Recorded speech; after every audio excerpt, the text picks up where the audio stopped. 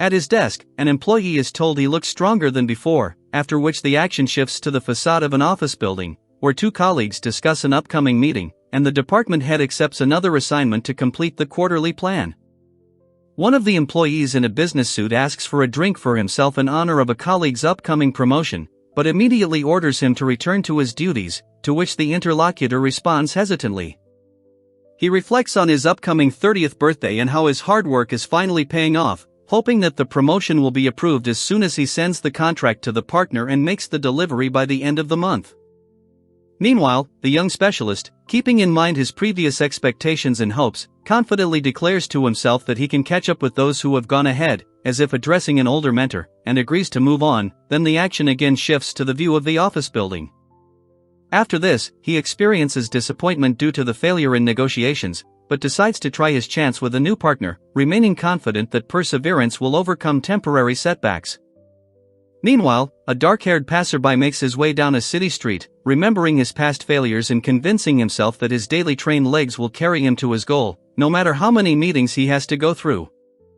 Then another company representative confidently promises delivery of the goods by the following Wednesday, confirms his readiness to notify the director personally, and leaves the office with the firm intention of maintaining the position achieved. Then the promoted employee rejoices at his own promotion and dreams of celebrating with the team, but fiddles with his shoelaces, reminding himself that outward neatness is also a business habit, and then gets ready for the next negotiations. Suddenly, Brode, remembering the previous overloads, tries to maintain his composure, although his breathing becomes ragged, and a moment later he collapses to the floor, unable to hold up his tense body. Then one of the workers clutches his left chest, feeling a piercing pain, and falls onto the tiles, and those around him, hearing a dull thud, rush to call an ambulance. Elsewhere, a determined man, exhausted but remembering his recent fainting spells, clenches his fist, believing he has reached the limit to achieve his goal, but collapses to the ground again, urging himself not to give up until the promotion becomes a reality. After this, the figure in business attire appears again and is told that he is about to be reborn into a world similar to the previous one, but inhabited by magic and monsters, and is also told to reveal his status, while he is surprised by the strange outfit on his own body. So the lonely shadow finds itself in a vast plain under gray clouds, realizing that by the will of a higher power it has been transported to a planet called Gardaldia. He holds an elegant tome in his hands and decides to begin his studies, intending to master the treatment in less than 10 days, because delay could cost him his life. The one who studies the book recalls the recent instructions and explains to himself that the use of magic requires first feeling the flow of energy within, then managing it wisely, adding that inexperienced magicians spend only a small portion, while many masters waste their powers excessively. Then Loomis, recalling the previous recommendations, reasons that control over spells requires influencing the surrounding magical background, assuring himself that even with weak control, you can achieve a result if you pronounce the basic formula, releasing the energy outward. Afterwards, he reads a stern note stating that he has no talent for magic and that it is better to abandon the idea, and reacts with a sharp internal protest, comparing these words with the hard labor training he once went through. Meanwhile, another guiding voice explains that forming a clear image of energy strengthens control over external magic, shortens formulas, and allows one to do without verbalizations, and the student thoughtfully turns the page, sensing that something else important may be hidden in the text. The young man then decides to test the treatment by imagining the wound healing itself and commands the inner energy to carry out the task, extending his palm with stubborn confidence. Finally, he feels a slight release of power from within and, relying on previous attempts, decides that he needs to expand his knowledge, recognizing that he is just an ordinary beginner without cheating advantages and is only at the beginning of the journey. Lucille notices an increase in his holy magic levels and is relieved to realize that he is moving in the right direction. He then reflects on the difficulty of visualizing a healing image and realizes that multiple repetitions are becoming a full-fledged working norm for him. Loomis then reasons that a clear mental picture of the spell is the basis for successful healing, estimates the expenditure of strength at about 5 units per use and decides to use up the entire reserve at once in order to restore the condition faster. After this, he mentally addresses a higher power, calling on energy to heal the damage and rhythmically repeating the healing formula until the indicator shows only one of the 50 remaining units. Meanwhile, Loomis lies on his bed, his heart pounding, feeling as bad as if he had a severe hangover, and wonders why natural regeneration is only 1%. Then he decides to try to develop control over his internal flow, but when he sees his reserves are low, he reacts discontentedly and soon falls back down exhausted, realizing that he won't last long like this. After this, the young man comes to the conclusion that in such a state he is almost helpless, because when the energy drops below a tenth, the body is completely exhausted, so he concludes that it is necessary to train the control and distribution of magic. Lucille, barely moving from fatigue, lies on the bed and admits to exhaustion when Nanka appears with food, asking if he has exhausted his magic reserves, and he awkwardly introduces himself, remembering that he should have done this earlier. Kuroro then thanks his assistant, who assures him that his strength will be restored after eating, noting his good manners for such a young age, and advises him not to overexert himself and to rest, which he confirms with a slight gesture. The next day, the owner of blonde hair sits in thought, feeling that after eating it is time to return to the load, perceiving it as an obligatory and difficult routine. Later, Loomis wakes up and realizes that reincarnation was not the dream he imagined, but remembering that one life is already behind him, he decides to make an effort to make the new one better than the previous one. He plans to rest until he feels overtired, then meditate and channel the energy flow to replenish his strength, after which he whispers the spell, noting that the morning is still early and there is enough time for practice. When he checks the sensations, doubt awakens inside, but then he feels the magic awakening and opens the status, noticing many new lines, which unexpectedly improves his mood. After a short meditation, Loomis feels a clear improvement in all his skills and decides to continue training, even if no one notices his efforts, until a cautious knock is heard at the door. Nanka brings food for another guest, and Lucille asks her name, after which the girl happily introduces herself as Monica and expresses sincere sympathy for her new acquaintance. Loomis then smiles warmly and replies that he is pleased to meet her, noting to himself the many attractive representatives in this world, after which the girl asks about the frequency of his visits, and he replies that he will come twice a day. After this, Loomis invites everyone to ask any questions and leaves in a cheerful mood, while Brode sits down at the table, quietly thanks for the food and prepares for the meal. Loomis then activates the healing spell, observing a soft glow of energy, and is relieved to realize that he has mastered the skill much faster than he expected, feeling like his efforts are starting to bear fruit. He later admits his desire to join the trio after appreciating their diligence, and Monica and Kuroro greet him with warm smiles and praise, encouraging his desire to continue on his journey. Loomis, breathing heavily after another training session, decides to first finish up his current business and then head to the reception desk to see if he can continue training before getting a job.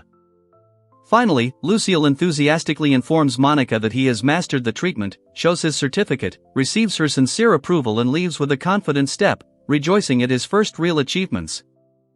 Nanka calmly names the price in silver coins, then the young man is surprised at having to pay for the room, and the girl politely thanks him and hands over the payment, creating the impression of a routine transaction. After this, Nanka becomes noticeably nervous, wondering what to do next, wondering where Kuroro is, and whether it is worth contacting Lumina-sama, but then sharply asks the young guest if he is the one the mentor brought, and the young man quickly offers to return the money. Loomis calmly explains that Lumina-sama ordered the room to be provided free of charge for 10 days, which confuses Brode, who then assumes that there is a serious authority behind such a decision, and the girl confidently confirms his guess. Meanwhile, Lumina introduces herself as the captain of the church's new female paladin squad, and Brode silently notes that such an unlikely meeting could prove to be a rare stroke of luck, opening up lucrative prospects for him. Then he resolutely calls her his mentor in luck, noting with slight regret that he should have admitted this earlier, and an image with a note about her almost monstrous luck appears in his mind. Mansur admits that he knows only superficially about the Healers Guild, but is ready to continue training for another week. Then Nanka clarifies that their organization specializes in punishments, which causes him genuine surprise. Loomis explains in detail that increasing one's sacred magic increases one's rank, showing how students rise from G level to A level, and emphasizes that skills are improved through work in the clinic until the healer becomes independent. After this, she notes that sometimes requests come from the guild, and then they have to collaborate with various clinics as temporary staff, and the girl advises him not to be shy about asking for support, which he gratefully accepts. Mansur agrees that healers can register with the Adventurers Guild, but Lucille explains that such a path is hardly useful, since adventuring hinders development, although it increases the power of healing. Then Loomis asks when the healer gets paid, and Mansur admits that he can hardly defend himself in such conditions, and the girl adds that defeating monsters has almost no effect on physical growth. Loomis then suggests that 1 silver coin be considered a fair price for the cure, which surprises Broad, causing him to doubt whether the spell is really so simple and weak in power. Loomis explains that such an action is more like a blessing, and then points out the obligatory contribution, called alms, which depends on rank and is transferred to the guild. She adds that maintaining a G rank requires an annual payment of 12 silver coins, with each subsequent rank increasing the amount by another 12, after which Nanka displays 50 silver coins marked with a discount for the G rank. Loomis clarifies that the year can be covered with timely treatment, but if you are careless, you will have to make an additional payment, and also warns about the danger of using too strong spells, which he accepts without objection. Loomis reflects on how even in clinics people often reach the limits of their skills, and fears that it is time for many to change professions. Then Lucille hesitantly begins to express a significant thought. The girl then explains that the guild cannot directly punish clinics or healers, so in case of abuse, an inspector is sent from headquarters, and Broad is amazed at the cost of such inspections. Loomis pauses for a moment, recalling an imaginary scene where a man is told his license is being revoked for corruption, and considers how clever excuses allow one to shirk responsibility. After this, Loomis notes that without firm action from the guild, there will be no change and promises to never become a corrupt healer, and Nanka responds with a sincere smile and trusting calm. He smiles and asks her to take her words seriously, and Lucille thanks her for her support and admits that he has mastered his first healing spell, taking his first step as a novice healer. Finally, the young man confidently declares his desire to open his own business and promote it, striving to apply the experience of his past life, join the ranks of adventurers and strengthen his own strength. Loomis notices the street food stalls and then thoughtfully remarks how delicious everything looks, but then hesitates, realizing that he doesn't have the funds to afford any unnecessary spending right now. Meanwhile, a crowd of hunters gathers at the weapons counter, examining swords and axes, and a witch in a wide-brimmed hat notes the bustle around her. Nearby, 2 men discuss adventurers capable of wielding not only blades but also enormous battle axes, one of them calmly balancing a heavy blade over his shoulder. Then Loomis admits that he finds the sight frightening, and Broad asks what particular expression is bothering him, after which they both simultaneously freeze in a strange, mixed bewilderment. Afterwards, Nanka quickly apologizes when Broad recognizes the youth as the same healer candidate he had recently encountered. Lucille and Graniel watch the tension with cautious concern. Then Broad teases Lucille with a slight sneer, hinting that the adventurers seem to be afraid of them, and the angry youth cuts him off abruptly, while Monsor notes their stern appearance with a barely noticeable grin. Monsor asks Broad what he is doing now and receives a reply about his intention to head to the Adventurers Guild, after which he asks if they are all adventurers and asks for directions. Then Loomis clenches his fist, wondering if he's made a mistake, and Broad expresses concern. Monsor, looking around nervously, asks if the man in front of him is truly human, and receives a confident confirmation. Loomis cautiously asks what is going on, and Broad explains that they are beastmen, noting that this is his first such contact, and Loomis listens attentively to this new explanation. After this, one of the participants in the conversation apologizes, believing that he might have done something wrong, which provokes an unexpected reaction from Broad and Lucille. Lucille then draws Bazan's attention to the young man's strange behavior and doubts whether everything is alright with him. Lucille introduces himself as a B-rank adventurer from the White Wolf clan, admitting his own fear but relying on monstrous luck, and his companion assures him that he will find guidance, doubting the rudeness attributed to beastmen. He shows the guild building, emphasizing its scale, and points to the front entrance where inquiries can be made, outlining the structure and functioning of the organization. Loomis declares his readiness to help if any difficulties arise, and then with great effort he opens the heavy door, gradually filling with a mixture of tension and admiration at what he sees inside. Inside, several people are studying a notice board thickly covered with notes, quietly discussing options. Nearby, a confident woman is talking to her group, and a man on the floor feels like a wolf who has accidentally wandered into a den of predators, noticing how everyone around him is carefully assessing him. Against this backdrop, a young man timidly asks to be registered as an adventurer, while another character, barely holding back tears, encourages him to act more boldly and not lose his resolve. Nanka warmly welcomes the newcomer to the guild, and the energetic girl with rabbit ears explains that they need to indicate their age, race, and leave a little magical energy on the card. Nanka thanks someone for completing the procedure, while Broad instantly switches to work mode, reminding himself of the importance of the task and doubting whether he can impress anyone here. At that moment, Loomis remembers something important and suddenly freezes. Nanka explains to Lucille that his martial arts skill would allow him to register easily, and offers to explain the rules while the young man considers whether he could register without such an ability. Nanka then explains that adventurers receive a reward for missions, of which the guild keeps a tenth, and the fixed rate is 5 coins. The boy asks what happens if a mission fails. Loomis warns Lucille that failure will result in a penalty, advising him to proceed with caution, and clarifies that a newcomer always starts at the lowest rank. Lucille, however, inquires with interest if adventurers can create their own quests. Nanka offers to introduce him to a martial arts instructor, and the young man reflects on the need to improve his skills, realizing that his trust in Valle is still weak, and decides to focus on work and networking. Mansur explains that private tutors charge a fee, then asks if the person can afford it. Lucille, after considering this, decides the cost is irrelevant, as such lessons are part of his job. He then considers how high the cost of treatment is, about 1 silver coin per hour, and considers whether he might be able to combine training with healing the wounded to cut costs. Meanwhile, Nanka suggests that one of the guild members could train him, as it would benefit both sides, and, thoughtfully touching her lips, awaits his decision. After this, Nanka asks if he can wait alone, and in a short, polite pause, Broad recalls his confidence in his mentor's strength, while simultaneously noticing the unfriendly men whose glances seem to strike. Nanka then apologizes for the delay and introduces Lucille, inquiring about his abilities in the field of sacred spells, while he calmly explains that he recently changed his priorities. Loomis and his companion greet Broad, who watches them with surprise, wondering in his mind who this young man with such an attentive and penetrating gaze is. Graniel stops the shocked Mansur, reminding him that in front of him is the same guy who has the power of healing, and Mansur is perplexed as to who this impressive man is. Afterwards, Loomis recalls an earlier encounter where a man offered to pay for his dinner, reminding himself not to judge by appearances, as he had once faced a far more dangerous boss, even on Earth.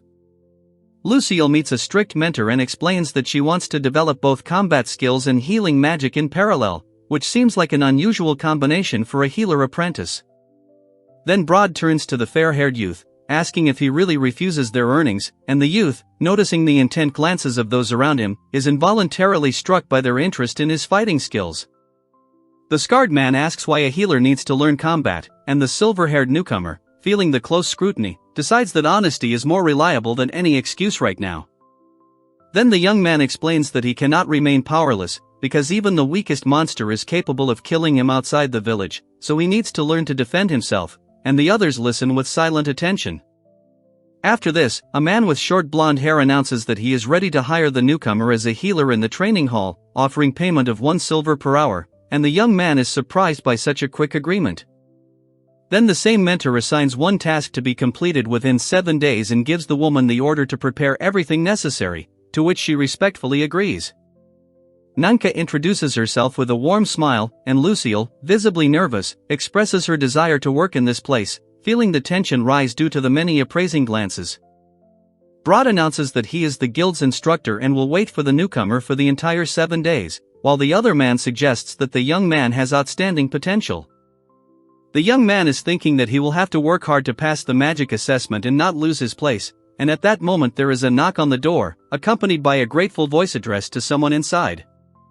Nanka brings Lucille food and greets him, while Broad congratulates him on finding a place to train, after which the young man wishes himself luck and intends to improve his skills.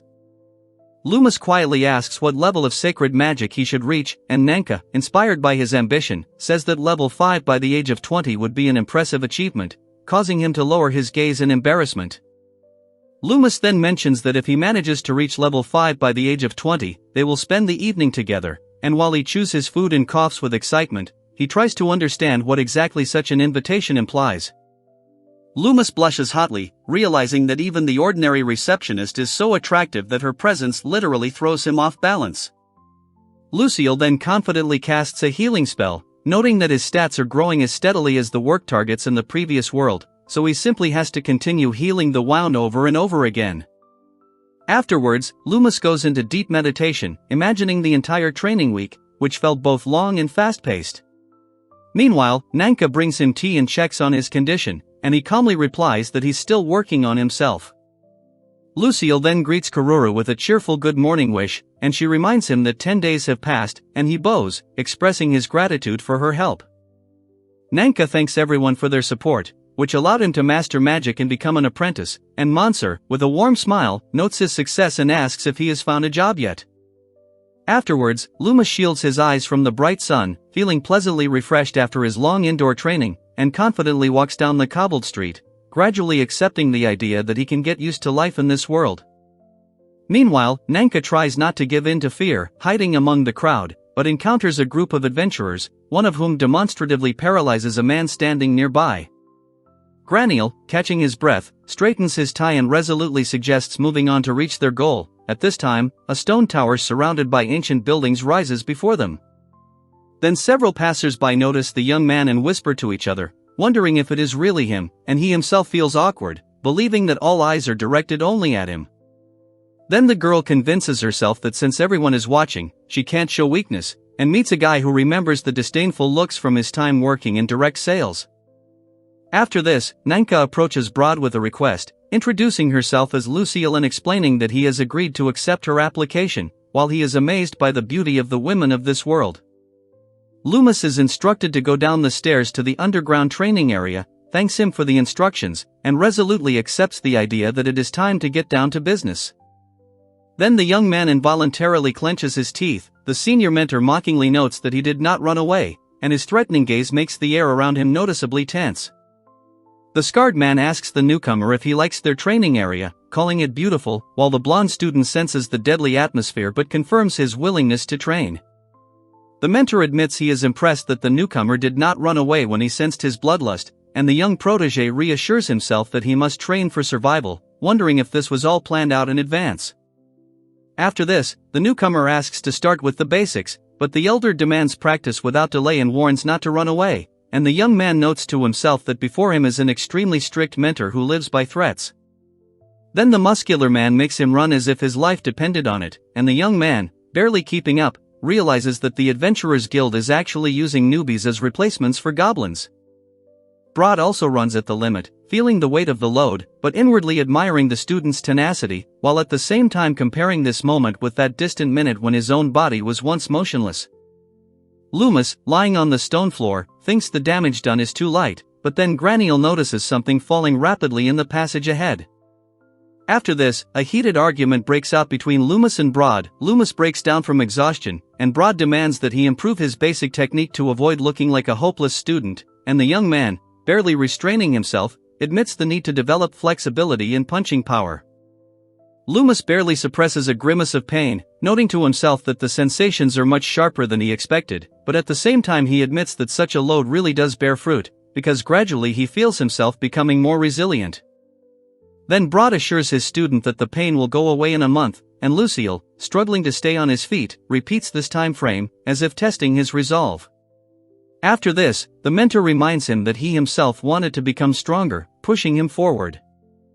After the previous exercises, Loomis is breathing heavily, feeling his body heat up as much as during a grueling run, but he's still ordered to do 4 push-ups. Despite his fatigue, he continues, knowing he can't stop.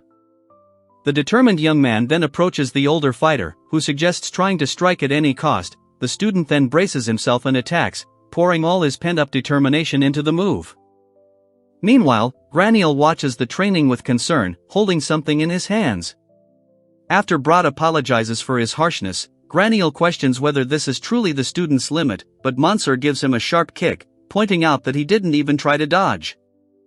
Loomis, determined to become stronger, admits he wants to rid himself of his fear of adventurers. Broad then agrees and suggests continuing the attacks until his strength is completely exhausted.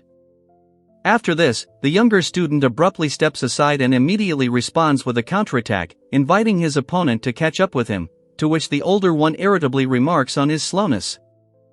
Then Loomis explains that training must exhaust the body, otherwise there will be no results, and demonstrates the correct technique. Broad, collapsing to the floor, admits he wouldn't be able to withstand such a strain.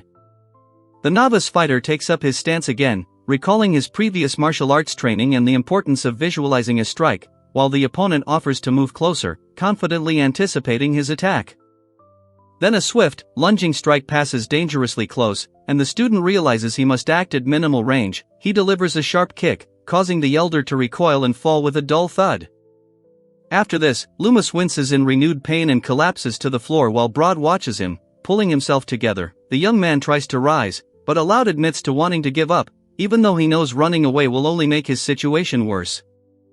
Then Broad raises his hand to strike, declaring his intention to attack, assuring him that otherwise the student's life will come to a standstill. At this point, another participant in the training decides to intervene and warns that he is entering the fight. After the clash, the senior mentor asks the student what he considers the most important thing in the fight, and listens to the answer. Despite shortness of breath and fatigue, the young man admits that he performed well and showed fortitude. Then one of the men explains that the first priority is to avoid injury or death, and then increase striking power to prevent enemy attacks. The younger man listens attentively, realizing that theory is meaningless without practice. After this, the bearded mentor tells the newcomer that the knowledge he has accumulated will one day be useful, offering to set an example for him, and the young man hesitantly agrees, remembering how he once learned by observing experienced colleagues. Mansur, having barely regained his breath, hears from his mentor that the training is starting over again, which causes him genuine amazement. Graniel then orders them to run laps around the training arena, and after 5 runs, Broad collapses from exhaustion, unsure if his limits are being tested, while his mentor believes he is no longer capable of continuing. After this, Broad firmly refuses help, and Lucille, sitting to the side and wincing in pain, dreams of being able to heal himself, as his entire body aches. Broad, meanwhile, reflects that while the student may look dangerous, there's no malice in him, and wonders where his legendary luck has gone. Broad explains that if a novice trusts their natural healing powers, they can learn skills that increase their regeneration rate, but spells should only be used to heal wounds, and Lucille absorbs every word carefully. Finally, Loomis confirms what he's heard with a confident look, and Broad, after a moment of thought, suggests that magic can also be harmful if overused. He decides to test his stats later to ensure his training is on track. Broad and Mansur are sitting on the ground near the training ground, and Mansur, looking around the empty space, asks if anyone else is coming. Broad then notes that there are almost no newcomers at this time of year, and Mansur adds that he'll master the necessary skill without self-healing, so he won't waste energy during training. After this, the man recalls that aspiring adventurers can rarely afford paid classes and are forced to gain experience in real skirmishes, understanding how difficult it is for those trying to rise from low ranks. The young man then doubts how far he can go relying only on his healing spell, but still decides to use his excess magic to help other adventurers, while the elder mentor listens to him silently and intently. Then the scarred man asks him to promise that he will treat anyone who asks for help, regardless of their origin, and this unexpectedly attracts the student's attention. Loomis clarifies the terms of this agreement, and at this time, footsteps are heard on the stone stairs, and someone is perplexed as to whether the people will really arrive earlier than they expected. Broad then backs up Lucille by asking if everyone will be admitted for free, and Loomis, sweating nervously, announces that the first patient will be the King of Roma. After this, Loomis, trying to calm down, assures that he is very close, while the others clarify whether he is able to heal them and whether he will require payment, and a small group approaches them along the narrow corridor. The dark-haired guy tensely admits that he wants to get treatment, and the bearded mentor asks which solution they are choosing, to which the other participant reacts with genuine surprise. One of the newcomers winces in pain, explaining that he was bitten by a timber wolf, while another asks how he got injured. Off to the side, 2 senior members mutter a thought about the new recruit's inexperience. The girl reacts with apprehension to the young man's offer to heal her injured leg, doubting whether she can trust him in combat situations, but he confidently insists on helping. Then Mansur sharply directs a flow of energy to the site of the wound, ordering the force to close the damage, and before everyone's eyes, the cut skin begins to tighten.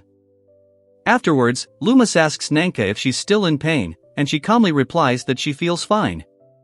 Meanwhile, Broad checks on the others, checking for any new casualties, while Loomis confirms that Nanka has fully recovered. Then Broad complains about his arm, Lucille mentions a leg injury, and Graniel suggests maintaining order and approaching one at a time.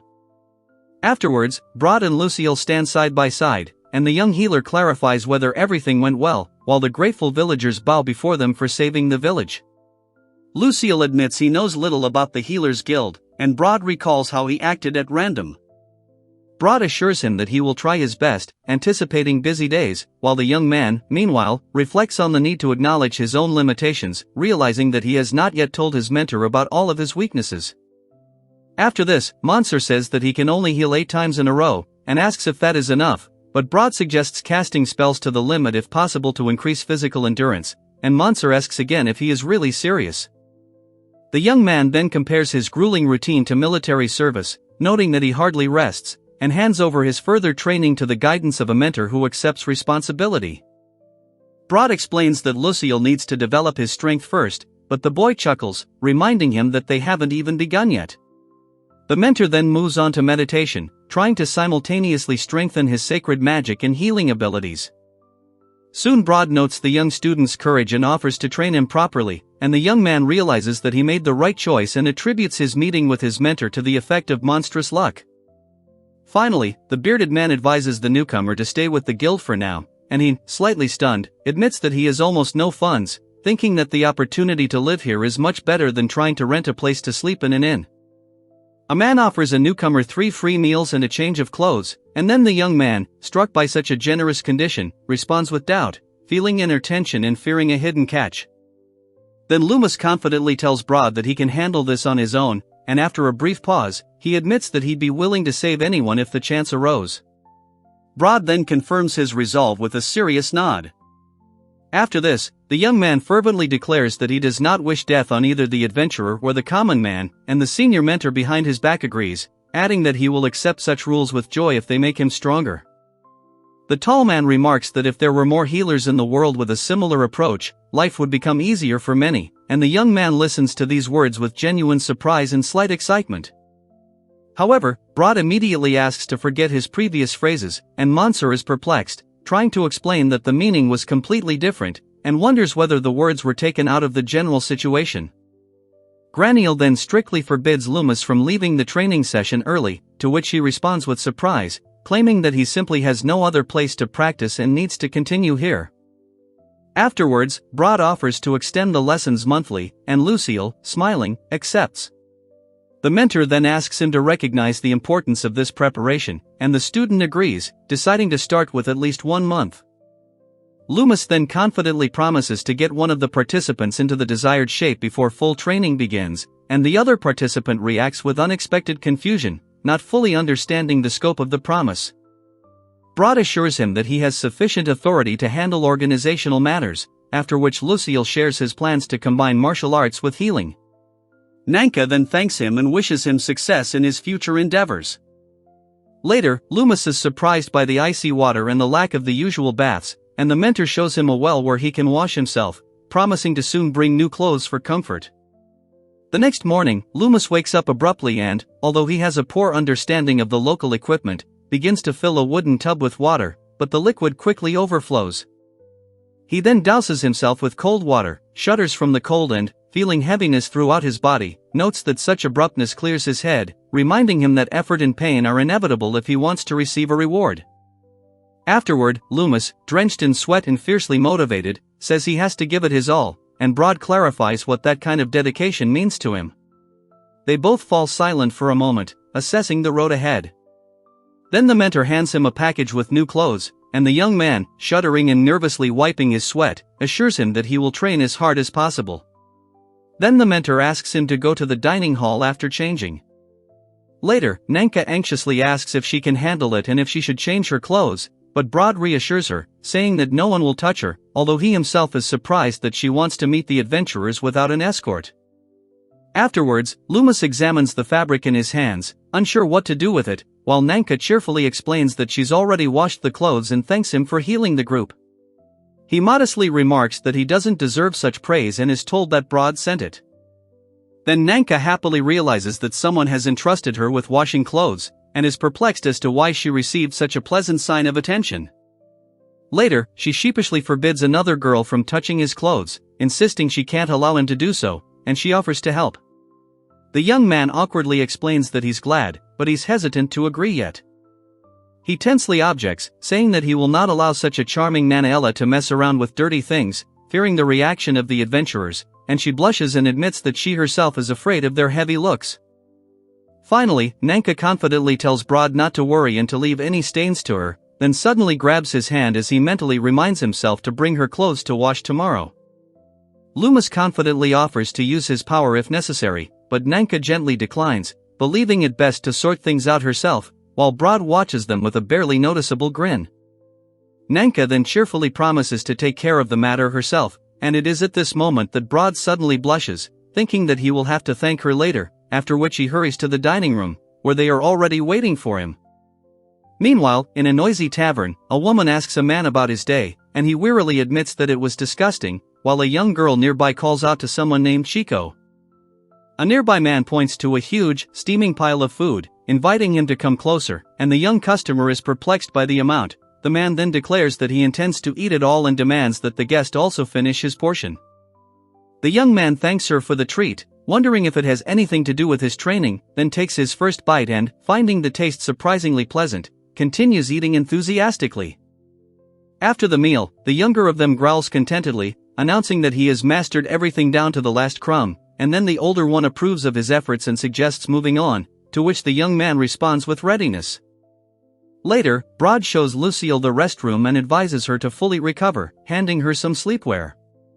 She asks if there will be more patients today, but he replies negatively and reminds her of the workload tomorrow.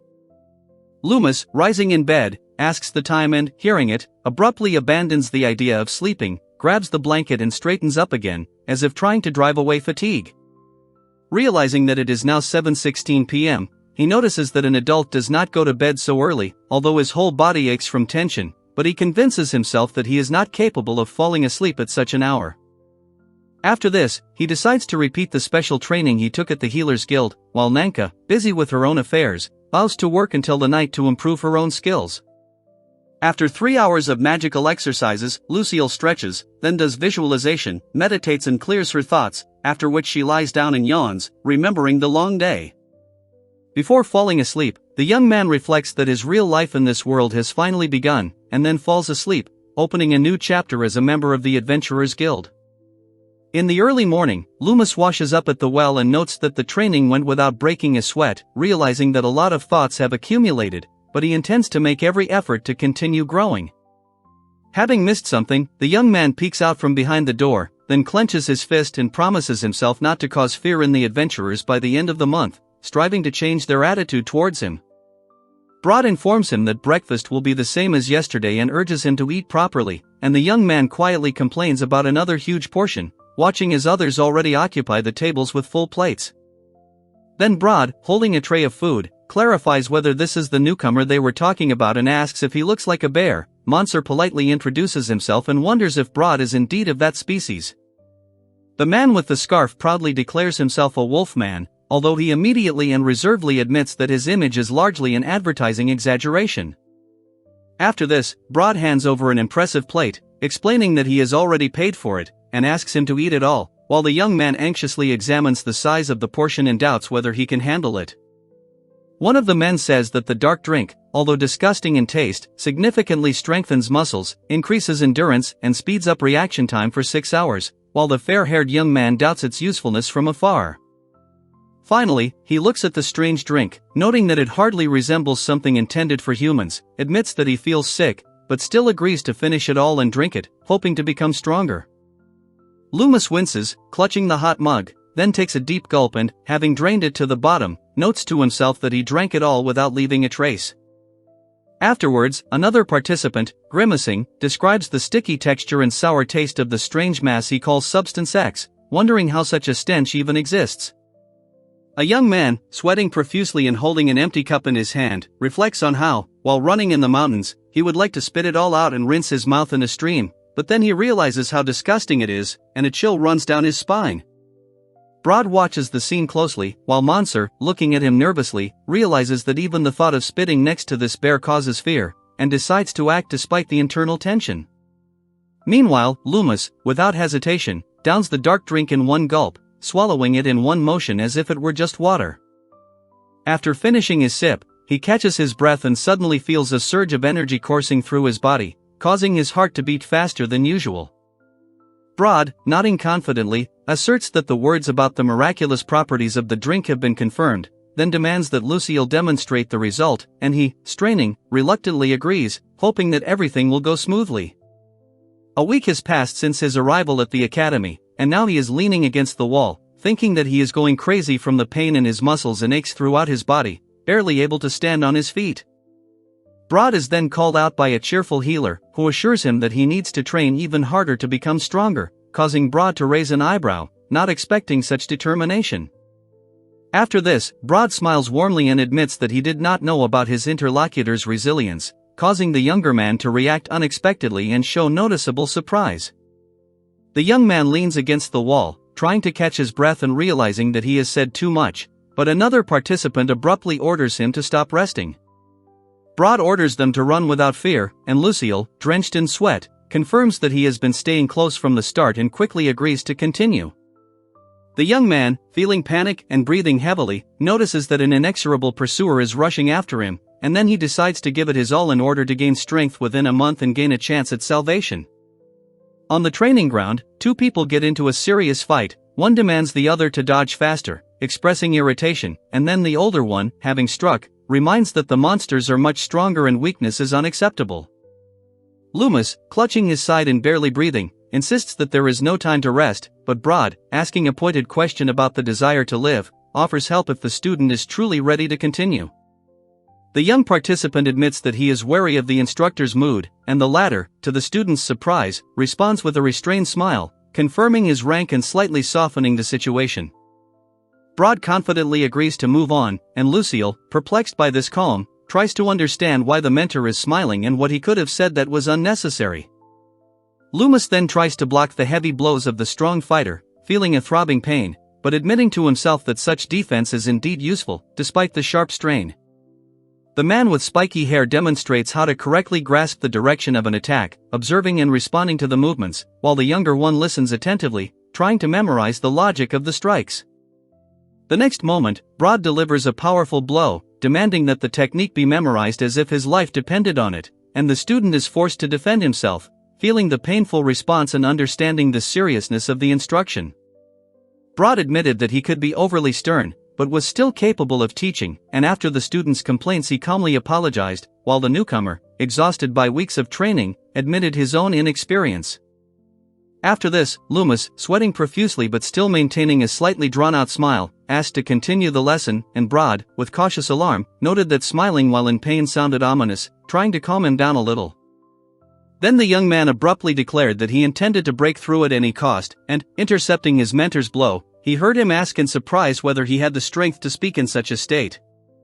Meanwhile, the man in dark glasses gloomily announced that it was as if he had opened the gates of hell, threatening to crush his opponent to complete immobility, while someone nearby quietly apologized, not wanting to get caught in the crossfire.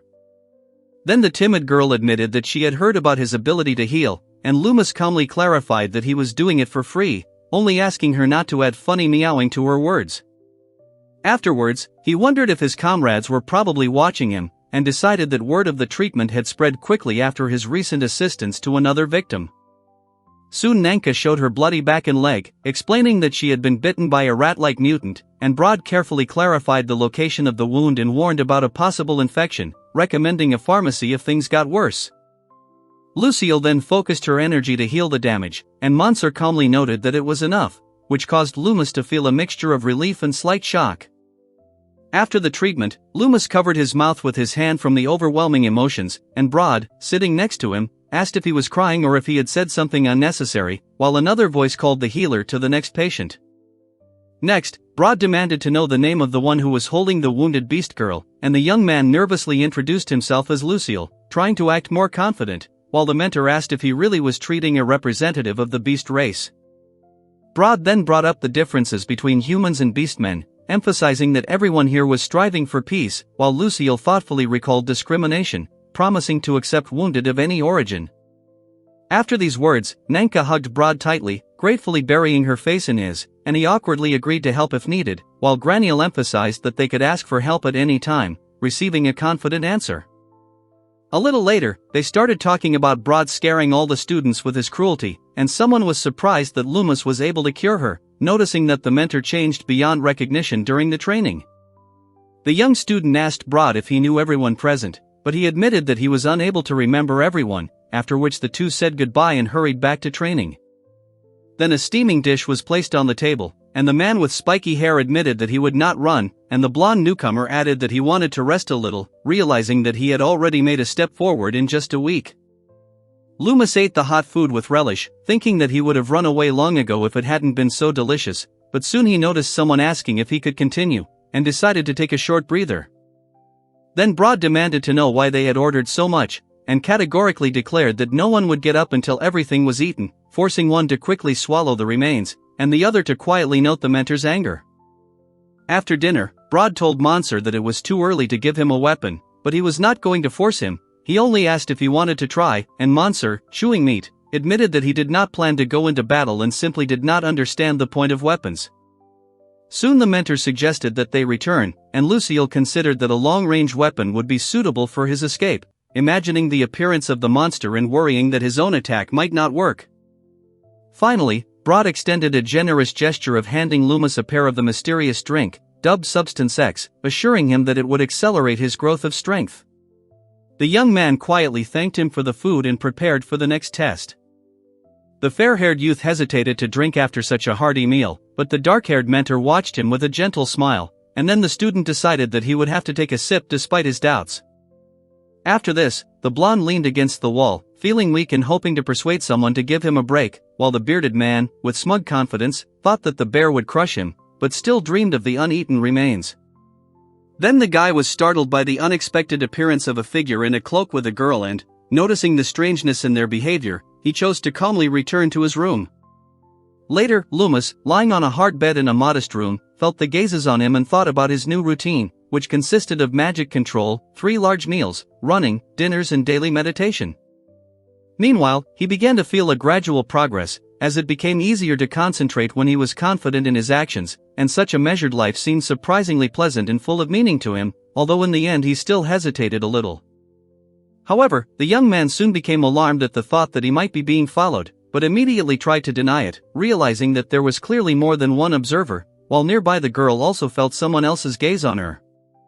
After a short pause, Monsor asked what exactly he wanted to ask, and Loomis admitted that he had been feeling the attention of everyone around him lately, so he had been deliberately pretending to be crazy and looking into the distance, as if he was noticing something that wasn't there. The man then explained that many adventurers live poorly due to a lack of education and are forced to take on dangerous missions, often risking their health, and the young listener sheepishly apologized, feeling others' eyes on him.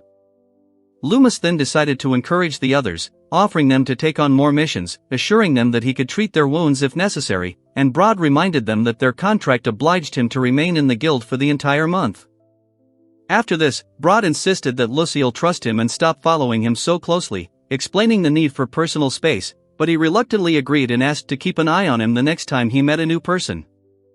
Then Loomis informed the mentor of his intention to take someone to Gulger's kitchen and invite them for a drink with the hint of an informal conversation, then invited Bro to join their company, which caused obvious displeasure in the mentor.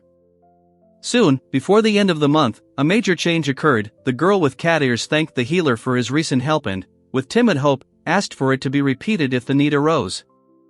Lucille agreed and made a mental note that he needed to get used to talking to adventurers, and the next second the boy threw him a small object, causing him to catch it out of the air in surprise. The fair-haired youth warmly thanked him for his help and called the gift a token of his appreciation, while the other, picking up a bundle of clothes, noticed that he now had even more things than before. Then Loomis confidently said that he had everything he needed in the guild and he was not going to leave, although inside he was truly surprised, suspecting that they were trying to keep him with gifts. Afterwards, the guy admitted that he almost passed out when jumping with the ball, and prepared himself for questions about how his training was going. The man with short hair demanded that he throw harder and more seriously, and the young man recalled his previous ball training, thinking that his baseball experience would help, but he realized that throwing a weapon was a completely different skill. He explained that even after a month of hard training, neither his fighting skills nor his strength were yet sufficient to cope with a real fight, which was clearly evident when the arrow went far past its target. However, Loomis firmly stated that the main thing was persistence, assuring that 3 years of persistence would give a chance to survive, and Broad and Monsor exchanged glances, struck by his strange muttering. As the day drew to a close, the young man joyfully slammed his enormous mug on the table, noticing that he was getting more and more servings of the mysterious drink, while another asked how many liters it held, and the girl next to him cheerfully said that she was ready to treat again, asking patients to approach one at a time, despite the fact that they had been coming in groups. The young man thanked his mentor for his time and support, and the man noted that he had held out for the entire month, thus completing the last day of his contract. Broad then asked if their lessons were effective, and the boy confirmed it, explaining that he would have to work at the clinic to pay for everything, but the mentor reminded him of the lack of money, which led the student to admit the need to pay the dues of the Healing Guild. After this, Mansur thoughtfully remarked that he felt like he had won the lottery, and Broad asked what he would do if someone paid his annual fee, which caused the young man genuine surprise. Soon, one of the men offered to hire him as a full-time trainer, assuring him that he was already capable of defending himself, and then suddenly handed over a heavy bag, leaving the student confused as to what he should do now. The scarred man explained that the bag was a reward for a month of hard training and saving adventurers every day, after which he insistently ordered him to take it, and the young man could barely hide his shock. The mentor then explained that thanks to his daily healings, the number of victims had decreased, so he deserved a special silver reward, and the young healer, astonished, asked how he could now pay for such services. The scarred man added that if the young man remained useless in martial arts, the money would remain his, but he, nervously, insisted that he could not accept such a large sum unless absolutely necessary. A moment later, Loomis stated that the training would continue, but the man ordered him to first pay off the debt and then return, which made the young man involuntarily shudder, but still agreed. He clutched the pouch tightly, deciding to pay off his debts, and on the way he thought about how little he had gone beyond the city gates, since both the Adventurers Guild and the Healers Guild were located near him. Then Broad called out to Lucille as he was about to leave, and the two men excitedly asked where he was going and if he was planning to leave the guild for good. Loomis confidently reassured them, explaining that the contract had expired and Lucille was only going to the Healing Guild to return later, asking them not to raise unnecessary alarm. However, Broad and another man insistently asked Lucille to definitely return, assuring him that they would wait, and the young man himself remembered the moment of his transfer and involuntarily tensed up at the sight of an armed man nearby. After this, the mentor admitted that he doesn't know when he'll get used to adventurers, because they still scare him, and the young man noted that it reminds him of his first job and that confidence comes only after a month. Later, the woman greeted Monica warmly at Maritonio's healing department and asked about the purpose of her visit, and he confidently informed her that he had come to pay the annual contribution of 12 silver coins. He then admitted that he had not expected to advance in rank within a year, but the woman said that rank G was low and promised a new position if he advanced before the end of the term. Loomis explained that the level of sacred magic had reached the second stage, and that the transition to rank F was possible by learning additional techniques, but the young man only thought that he wanted to earn money on his own, and the girl supported him. After this, he handed over 12 silver coins, explaining that he needed the money to someday open his own clinic, and promised to return when he had collected the sum for a new promotion, and the woman thanked her for the timely payment. Later, the young man noted that the Adventurers Guild was empty at that hour and breathed a sigh of relief, while the woman next to him wished him to continue working, in response to which he thanked her and thought about future opportunities. He then entered the building where he was greeted joyfully by a muscular warrior who announced his return in a friendly manner, and the youth sheepishly asked if he had really been expecting his arrival. After this, Broad quickly declared that he had not been waiting at all, which caused quiet laughter from 3 girls nearby, and Nanka enthusiastically agreed to sign the new contract, although Graniel asked them to wait a little before they went inside again. Nanka handed the adventurer's map with a slight smile, assuring him that this was where he should begin his journey, and the young apprentice took it carefully, feeling a new sense of responsibility. Broad then demanded a report, and the girl with the rabbit ears promised to take care of it immediately, which surprised the fair-haired boy. After this, the mentor abruptly pulled him aside, declaring that the contract issue had been settled. Later, one man asked anxiously if anyone would help him, but 2 girls cheerfully wished him luck, causing a white-haired guy nearby to look up in surprise. The blonde-haired boy finished his lunch and thanked him for the meal. Then the man called out to him, and he thought that the noise was louder than usual today, feeling tired, although it was only the middle of the day. The mentor then handed him an ornate book, explaining that it was a reward for returning to the guild. The young man recognized it as a low-level grimoire of holy magic and wondered if he really had 5 years to learn. Loomis, studying the sacred grimoire, worriedly wondered why such a simple book was in the Adventurers Guild, doubting its appropriateness. Broad then explained that without healing and antidote spells, one cannot be considered a true healer, after which he asked whether the student was capable of using anything other than healing. Later, the mentor handed the book to Mansur, telling him to study it thoroughly, and he began to read with a concentrated look, while Graniel watched them with a serious expression. Loomis gave an awkward chuckle, to which Broad responded with unexpected surprise and respect, and Lucille thanked him, after which the other man asked if the mentor was acting like a secretive person. The young man solemnly promised to try his best and appreciate every instruction, and the older man listened to him attentively, maintaining a stern attitude. Soon, one tense warrior faltered mid-sentence, while laughter erupted in the background and a playful beastman handed something to the surprised young man with the book in his hands. Loomis offered the boy another dose of Substance X, convincing him that he could handle it, but he, holding his nose, ran away headlong because of the disgusting smell. Then Broad ordered someone to drink the infusion before the evening training, and another complained with displeasure that the mentor himself did not drink it, considering the situation unfair, but Broad calmly left, declaring that he would wait. Fearing a scolding for being late with the infusion, Loomis grabbed the jug and quickly drained it, deciding to make up for the remaining time by running back and forth. The white-haired character found something extremely unpleasant, while the bearded instructor thoughtfully remarked how troublesome everything becomes when it comes to such things. A young student, boasting of being super strong, vowed to land at least one blow on his mentor within a year, training with such ferocity as if he were proving it to himself. The two women discussed Lucille's rigorous training and his unusual habits, asking if healing people was part of his job description, and he, blushing, denied enjoying suffering, to the laughter of his comrades. Broad and Lucille went over their balance sheet, and the mentor asked if everything was distributed correctly, after which the young man sheepishly asked what exactly the mentor didn't like, feeling the pressure of the situation. Loomis explained that he had been living in the guild for almost 3 months, healing adventurers daily for free and constantly training with Broad, although from the outside, everyone only saw him endlessly trying to swallow the ominous Substance X. Loomis asked if the other understood the value of what was happening, and Broad noted that the drink tasted disgusting, but admitted that he always finished it, while the girl next to him covered her face with her hands, unable to bear the impression. The hero pondered the power of Substance X, realizing that its effects resembled an unfair advantage, and admitted that without this strange ability he would hardly have been able to withstand the previous trials.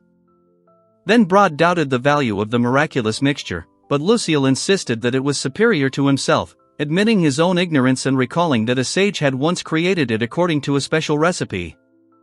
Later, one young man explained that the Adventurers Guild artifact was capable of producing endless amounts of Substance X when concentrated, and everyone had tried it at least once, calling the mixture a monster. Another asked sharply about masochism, and a third smirked, noting that those who couldn't stand it lost consciousness and their sense of smell.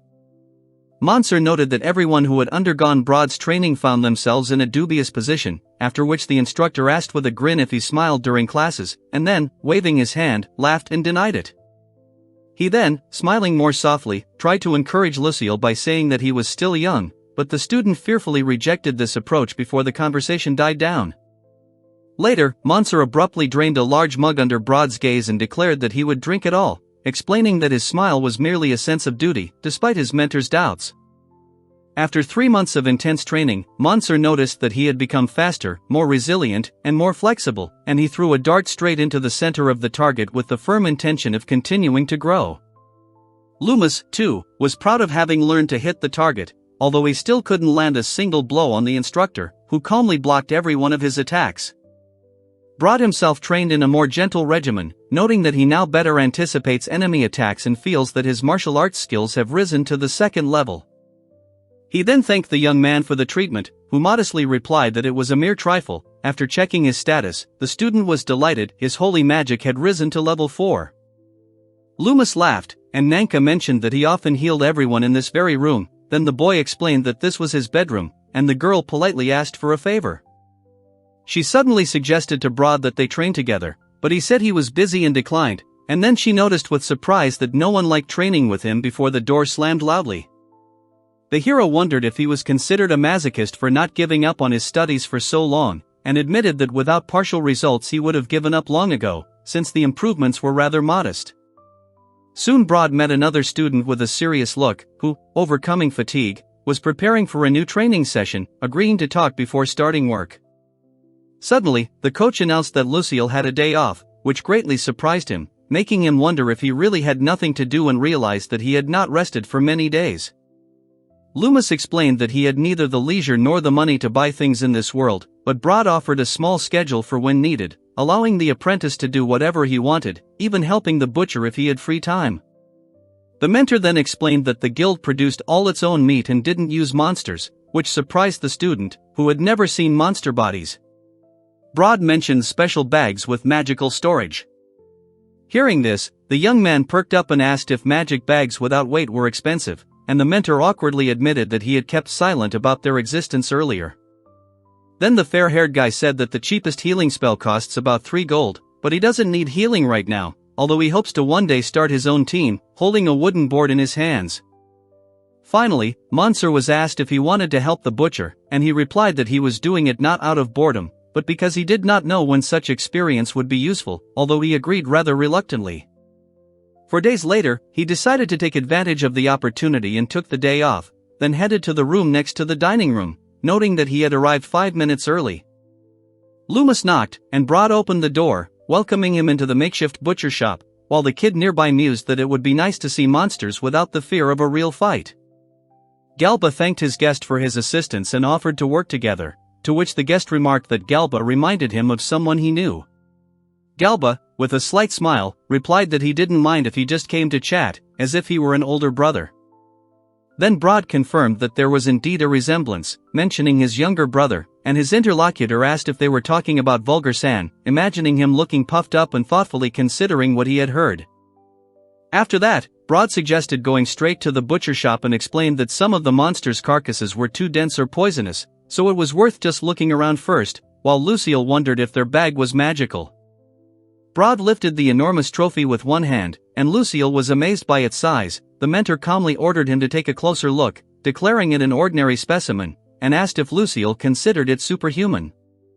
He then demonstrated how to properly butcher the monster, explaining that cooking could begin immediately after harvesting it. Loomis watched with awkward curiosity, noticing how the meat gradually began to resemble normal food.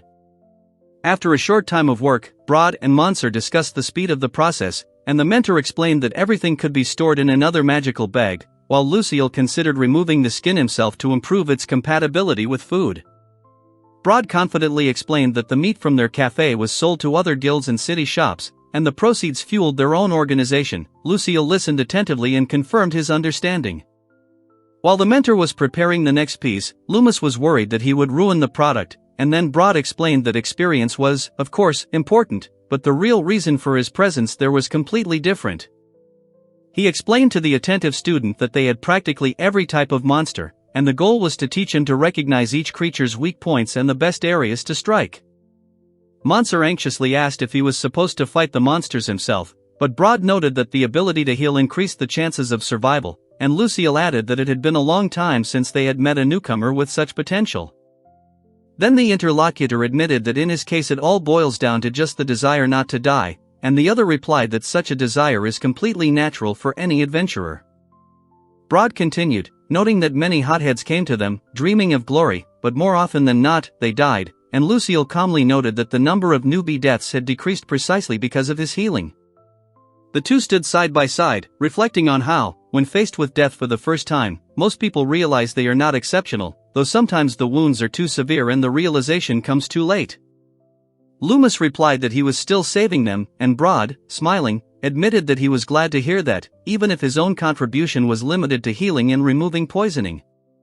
Nanka admitted her lack of experience and asked about possible offers to exchange services, and Broad asked why they hadn't joined the Healers Guild earlier, while Lucille noted that old grudges were gradually being erased. Then Loomis picked up the small creature and explained that it was a horned rabbit, and Broad nodded quietly, accepting the explanation. Loomis winced as the horned creature seemed to offer to do some of the work, but he swallowed, hearing the confident assurance that they would be doing everything together for the first time, and was handed a knife. He found it difficult to begin cutting the animal, as despite knowing the animal was dead, his hands were shaking from unfamiliarity. The fresh smell of blood and the warm flesh added to his internal discomfort as he carefully made the first cut. Broad thanked his interlocutor for his time and suggested that he drop by next week if nothing else came up, and Lucille, walking towards the exit, quietly added a few words in an almost inaudible voice. The mentor then asked Lucille to deliver the cargo to Gulgar, and he immediately agreed, believing that the burden was light, but clarified whether inside really lay the remains of the monster they had recently butchered. Loomis reacted awkwardly to the food, while Broad, smiling and holding the bag, declared that he had cooked everything himself and therefore would eat it, and then Loomis inquired about his impressions of the butcher shop, and the mentor admitted that he would now appreciate every meal much more. Monsieur noticed his dirty sleeves dripping and suggested he change, after which Lucille, barely able to stand on his feet, said that he would go wash up, and Broad reminded him to return for dinner without delay. Lucille rinsed himself off against the wall and complained that handling the carcasses had been more exhausting than he'd expected, despite the abundance of meat in his diet, when someone called out uncertainly from behind him. Nanka called out to Nanaella, who turned slowly, her hair sliding softly over her shoulders, while a worried Broad quickly intervened, declaring that she was not a horned rabbit at all, reacting to the situation too violently. Nanka peeked around the corner, and Monsieur noticed that the mentor looked pale. Broad laughed nervously and assured them that he was fine, although there was a hint of doubt in her worried gaze. The girl asked if this was his first time helping out in the butcher shop, and he sheepishly confirmed it, comparing it to trying to cut up a fish in the old world, while feeling as confused as a horned rabbit seeing a human. Loomis touched his mentor's arm gently, acknowledging that this had probably been harder on him than he was letting on, and his quiet gesture sounded sympathetic. Lucille noticed that her fingers were cold, and she explained that she had just washed her hands, and then he thought about how exhausted newbies were after their first fight, even when they won. They continued to hold hands, and she explained that loneliness made such moments especially difficult, then thanked him sincerely, acknowledging that she had come here just like the rest of the guild staff, just to see him. Loomis warmly expressed his desire to help in any way he could and gently asked Nanku to hold his hand a little longer, and she agreed without hesitation, smiling at his request. In the evening they were served stewed rabbit, and the young man noted with pleasure how successful the dish turned out to be, after which he politely thanked them for the food. Broad looked pleased as he held the bowl, and Monsieur thanked Nanaella for the dinner, noting that she seemed to be feeling better as well. The mentor doubted that the boy was hiding at least a quarter of his animal heritage, but he insisted that his race was entirely human, while Broad handed him several plates at once. Loomis drank a generous portion of the infusion and muttered that there was clearly a hidden dislike for the beastmen here, then noticed a sharp slam of a mug nearby, causing him to tremble nervously. 3 days later, Monsieur received another day off, but realized that all the tasks were completed, and his magical development seemed to have frozen, dropping from 1,000 to 980 units. Loomis mused that traveling and healing were the most effective ways to gain experience, but fatigue accumulated and leveling up became more difficult, as in any RPG. So Lucille decided to train with Galba, hoping to speed up his progress, since Broad was busy, and meanwhile 3 masked girls watched him from around the corner in surprise. Suddenly Nanka grabbed his hand and joyfully pulled him somewhere, and he, blinking in confusion, asked where exactly they were going. Loomis calmly explained to Lucille that the mentor had asked them to help him with his studies because his knowledge was too limited, but Lucille took this with doubt, not believing that Broad could utter such words. Then Melina and Nanka firmly grabbed the confused Loomis by the arms, announcing their decision, while behind them, 2 girls forcibly led away a gloomy Broad, who was worried that the other adventurers would misunderstand what was happening. Lucille was walking through the spacious library, marveling at its hidden chambers, when a staff member called him closer. A little further away, the girl joyfully placed a book on the table, and soon the trio sat together, holding their chosen volumes. Loomis calmly asked her not to strain herself, and Nanka wondered what she had gotten herself into, while Monsieur and Graniel laid out a whole stack of books on the table, from encyclopedias to guides to plants, creatures, and remedies. Among the cabinets, Broad wondered with some trepidation whether such extensive preparation was really necessary and whether this was a strange presentation, but Lucille, Nanka, and Loomis enthusiastically confirmed that this was indeed the case, forcing the mentor to ask where to begin. Lucille suggested that she could handle Myrnal-san's books herself and take care of Nanaella, which caused Nanka genuine surprise, as she hadn't expected that the materials chosen were truly necessary and important. The girl explained that Broad had asked her to teach him the basics, and the others had decided to play a joke on him, which greatly embarrassed the mentor, causing him to raise his eyebrows in surprise. Loomis asked if Lucille liked books, and she admitted that she enjoyed a good story, while Broad was puzzled as to who Rainstar was, clearly taken aback by the name. Nanka wondered if this man was so famous in their world that everyone was paying so much attention, and Lucille, with a slight smile, noted that such matters were also part of her duties. After this, Nanka offered to explain the basic structures of the world and pointed to a map where the Republic of St. Shurel was highlighted with its sacred capital and guild headquarters, while Loomis listened intently. She added that there used to be a lot of orphans there, but now there were no shelters left, and Lucille wondered if the healers loved money more than people, because he remembered cases of dishonesty, making him doubt the purity of their intentions. When Lucille mentioned the Healers Guild, Broad sharply asked if slaves remained in other countries, calling it exploitation. Then a brief flashback showed a man rudely treating a worker and refusing to pay, reminding him that slavery had only been abolished in their country. The hand pointed to the independent city-state of Yenais, described as a land of beastmen where different races coexist. The two discussed how it lacked a healer's guild, but had a strong apothecary's guild. Loomis and Nanka sat at the table, and the girl explained that the sage specifically forbids adventurers from entering Yenais. Loomis was surprised and admitted that he himself hailed from Grandel, where the Adventurers Guild holds sway. Lucille continued to study healing in the group, helped in the butcher shop and carried out other guild assignments, while those around him supported him during the first 6 months of his stay in this house.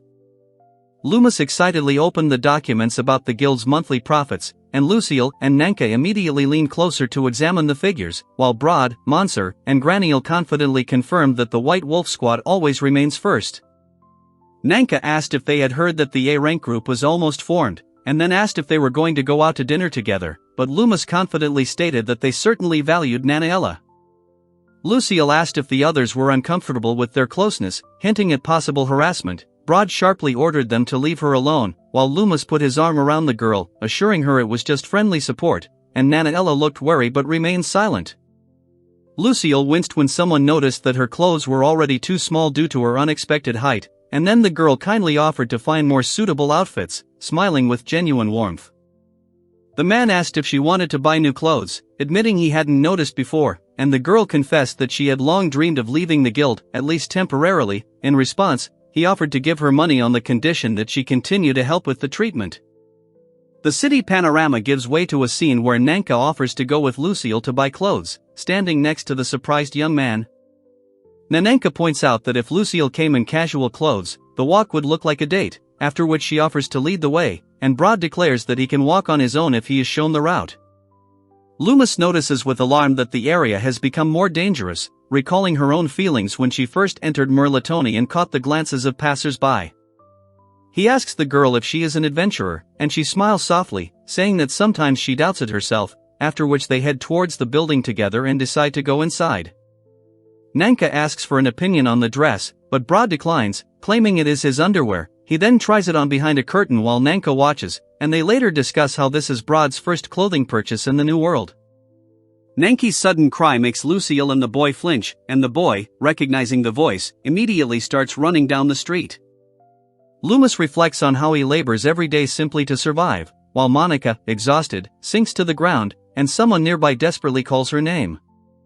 Lucille slowly comes to, and Monsieur thanks her for waking her up, while Nanka stands nearby and Broad anxiously asks if everything is alright.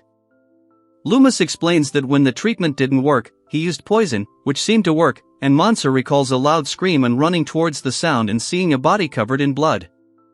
Loomis realizes they were poisoned and someone tried to kill them. Nanka and Broad discuss how only a professional would do something like that. Nanka wonders who could have afforded such an attack. Broad suggests a mercenary, and Lucille questions whether people are truly willing to kill for the right price. Monsieur sits on the bed, and Lucille stands next to him and, worried, mentions the healer, asking if they know who it could be, remembering that recently their friend went to the clinic for treatment. Broad explains that the man failed to pay his bill and was enslaved, while Lucille reacts with shock, questioning the legality of such a thing and expressing concern over legal loopholes. Loomis asks if they can go back and finish the job, but Broad is doubtful, and Nanka irritably admits the lack of evidence. Monsieur concludes that it might be revenge. They assume that Badaculli-san, the manager of the largest clinic in Merlatoni, is behind everything, but the girl doubts his connections with the Healers Guild and wonders about Nanaella-san's involvement. Monsieur suggests that Monica wait out the danger in the Adventurers Guild, but Broad is shocked and reminds her that healers and adventurers do not interact, regretting that he did not learn this 6 months ago. Loomis admits that he trains daily, but no one has ever fought him, and Nanka nervously confirms his words. In a noisy tavern, Nanka wearily serves drinks, and Lucille reflects on her ability to save people, rejoicing in her success but realizing how cheaply life is valued here, and resolving to become stronger. Loomis sighs heavily, thinking about the other healers and doubting their trust, while Nanka suggests that he is pale, perhaps due to his desire to demand a high fee, and Lucy and Broad watch from the sidelines.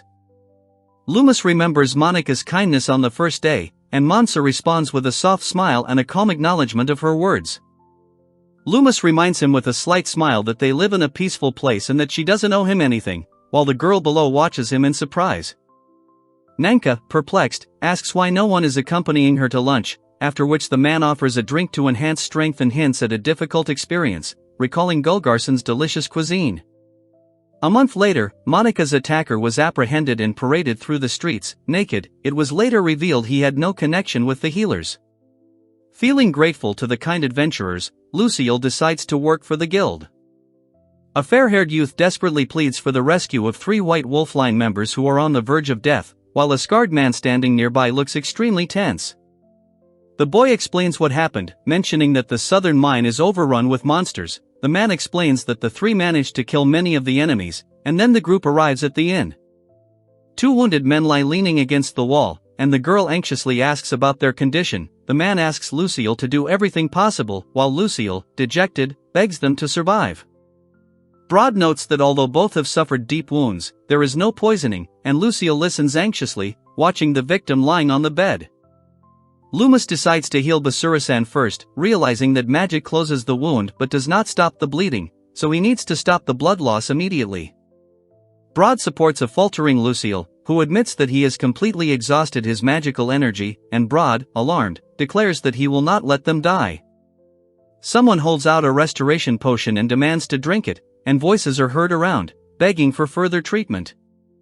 One of the wounded lies on the floor exhausted, having exhausted his magical energy and unable to save everyone, while Broad, Lucille and 2 others react in panic, with one of them asking if Lucille is dead. Lucille understands that he is not omnipotent and knew in advance that he would not be able to save everyone, but he remembers the promise to the dead to at least ease the suffering of others, while the 2 girls watch him with sympathy. Mansur is interested in the skill imitation technique, and Broad explains that it allows one to move almost silently and easily, as if floating, comparing it to the art of the ninja. Broad explains that the workout strengthens the calves and thighs and improves punching power, which sounds impressive, and some enthusiastically agree. Broad sharply pulls Lucille up, demanding that he stop dragging his feet and warning that in this state a wild bear will crush him, while Lucille justifies himself, claiming that he has become better lately. Loomis smirks and teases Broad, questioning his fighting skills, who irritably thinks that his comrades haven't changed at all. Loomis offers to demonstrate the technique in front of instructor Broad, but he refuses, believing that extra training is unnecessary, while someone behind the scenes objects to the intervention. A routine is shown, involving combat and magical training, with one character focusing on daily rounds and healing, while others await a mysterious substance and small rewards, repeating the same cycle. Broad asks if the year is over, and Lucille replies that he has grown but hasn't made much progress, admitting that he only heals and still can't hit the enemy, while Broad notes the significant difference between them. Loomis reflects that if he were able to land a punch, he would become depressed and stay in bed, after which he notes that a year of training is already behind him. Nanka sincerely thanks Broad for the past year, addressing him as an instructor, and he listens to her with a serious and collected look. Loomis assures him that he will be able to retreat if he encounters a monster, while Graniel doubts and asks if he is even capable of dealing with such an opponent. Broad asks why she doesn't stay here and hears that she needs to earn more and learn new spells. He notes that Monica is doing a good job at reception, recalling last year's paychecks and savings for new grimoires. Mansur admits he wants to learn more spells to save more people, considering a natural death through old age acceptable, but senseless deaths unbearable. The man understands his reasoning and reacts calmly. Loomis talks about his intention to take any job as a healer, then leave the city and continue training, planning to work until he buys 1 or 2 grimoires, and his interlocutor asks with interest about next steps. With a gentle smile, Loomis shares his dream of continuing to work, perfecting his spells, saving money, and one day opening an accessible clinic for everyone in need. Broad remarks that this is indeed a task that Loomis must complete and admits that the past year has been pleasant, extending his hand. Loomis sincerely thanks Broad for everything, emphasizing that he owes him a lot, and they shake hands warmly. Loomis reflects on how he hasn't visited the Healers Guild in a while, despite his status, then quietly opens the door, wondering if it has truly become his home. Lucille runs into Kururu at the bookstore. She greets him after a long time, her tired sigh betraying the tension that has pent up. Lucille grumbles in annoyance as Broad asks her what she's doing here. She explains that she wanted to renew her membership, but he reminds her that things went south after she brought Monica to the Adventurers Guild, and no one was interested in the job posting they advertised. Nanka anxiously asks what happened to Lucille when he suddenly gets hit and watches him while holding the paper in her hands with a worried expression. Nanka shakes Loomis sharply, demanding to know what kind of training he's been undergoing and where he's been living all this time, while he calmly replies that he's been living in the Adventurers Guild. Loomis asks for more details after learning about her attempts to strengthen her defenses, and Broad, frightened, asks if he is a pervert, while the girl explains that she simply wanted to improve her survival skills. Loomis notes that a healer needs to practice a lot of work, while Nanka, crossing her arms, asks why he didn't train at the clinic. He assures her that only practice strengthens sacred magic. Loomis emphasizes the difference between healing for money and healing for the patient's satisfaction, and Lucille agrees, reflecting in silence. Loomis explains that the main goal of the past year was to learn how to defend oneself, an ability that cannot be purchased, and then mentions the incident with Monica, prompting a comment about the weak leadership in the Healers Guild. Nanka awkwardly apologizes, but the blonde girl assures her that she is neither a masochist nor a pervert, causing Nanka to snort in surprise. Loomis asks Lucille about his willpower, which surprises him. Loomis then admits that even though Lumine-sama brought him here, he is amazed at how normal Lucille looks. The girl believes she's always been perceived as odd and asks where Loomis is now. Another explains that Loomis has long been working for the main faction of the church in the Holy City, offering her a job there so she can see him more often. The woman offers to raise the ranks to level C and inquires about the plans, explaining that levels E, D, and C open access to various healing and defensive techniques, as well as resistance to poison and paralysis. Loomis, looking tense, points out that without the right rank, the cost will increase tenfold, and the girl with the payroll clarifies how much will have to be paid, taking into account the discount for level C. They discuss how money moves the world, count their expenses, and one of them is worried that they only have 3 silvers at their disposal, so they will have to look for a job or go to a clinic, when a voice calls out to Kururu. Broad abruptly places a heavy bag on the table, informing the surprised Nanika that inside is her earnings, 2 gold and 31 silver coins. Broad asks if Nanka could rent Lucille to the Adventurers Guild for a year for 1 gold piece, promising to cover all expenses, and after introducing himself, assures the guild master that the proposal will be approved. The girl, albeit reluctantly, agrees. Lucille flinches when Broad suddenly says his name, and Broad reminds him that he forgot to make the payment. Lucille sheepishly asks if Broad is really acting as an instructor now. Monsieur formally offers Lucille a position in the Adventurers Guild. While Lucille admits he's still hesitant to talk but is willing to work for decent pay, Nanka whispers to him if he's sure of his choice. Nanka quietly remarks that her martial arts instructor isn't blackmailing anyone, and Broad expresses doubt. After a brief moment of consideration, Lucille accepts the offer, and Nanka, relieved, agrees to the deal. Loomis informs Broad of the receipt of his annual contribution and wishes him a productive year, to which he gratefully accepts the advice. Loomis returns to her room, remembering how everyone made fun of her, but happy with her new grimoire and determined to learn many new spells this year. Nanka runs in and kicks Broad, then demands treatment. Broad offers to help, and she thanks him warmly, promising to come again if the pain persists. He expected the work from the outside to be different, but the girl notes that everything has remained the same, and he reservedly admits that his task is to heal. Broad readily agrees to Lucille's request to improve his survival skills, and Lucille emphasizes the importance of combat training and asks him to endure this year's regime. Monsieur confidently promises to give it his all, and Broad, smiling, assures her that she will learn to survive even against low-level bandits. Nanka happily announces that their renowned healer has arrived, and Broad invites him to dinner. She, however, questions whether training counts as part of the job description. Broad hands Loomis the dark drink, which he hesitates over, noting the foul odor and suspecting mockery. Those around him react with disgust, and Broad insists the party won't begin until Loomis takes a sip. Loomis raises his mug and decides to make a toast, remembering how the Adventurers Guild accepted him last year and wishes for only good things to happen in the new year, despite the unpleasant memories. She raises her glass, wishing for continued good fortune, and, along with Nanka, Monsur, and Broad, expresses hope that all adventurers will return home alive, despite the risk of every day. Broad explains that Lucille should not drink alcohol to avoid enhancing the drug's effects, and suggests eating a lot of food to build muscle instead, causing Lucille to react with surprise. Loomis notes that drinking alcohol is not allowed, but eating and consuming as much substance X as needed is possible, emphasizing that food is beneficial, while the substance itself requires caution. In the crowded room, Broad notices an unpleasant smell and decides that this is why no one is approaching them, and Lucille, sitting separately, hears the question of whether he is still hungry, but admits that he cannot eat anymore and asks for just a little more. Lucille wonders where Galbison has disappeared to, and a man nearby explains that his sister is busy with important business outside the building. Lucille responds by thoughtfully taking a sip of her tea. Bazan teases him about the smell, and the others agree that he's difficult to be around. Then someone playfully asks if he likes boys, provoking a sharp reaction. Loomis explains that he spends all his time training and doesn't try to approach the girls at reception, which makes Nanka jump in shock, and he adds that Broad wouldn't let it go unpunished. For the past year, she has focused solely on survival and has had no time for anything else, while he asks if she is trying to think about the future. Loomis recalls that at their first meeting he was sure he would not survive, and Monsur notes that, despite his courage, he was literally paralyzed for the first 3 months and learned to live without a weapon. Loomis mockingly compares himself to a zombie, claiming that only death awaits him if the adventurer wants to mess with him, after which he pats the girl on the head, and she reacts quietly. Loomis assures a surprised Broad that no one in the city would dare attack him, adding that if something serious happens, they just need to find him, and Broad nervously accepts this.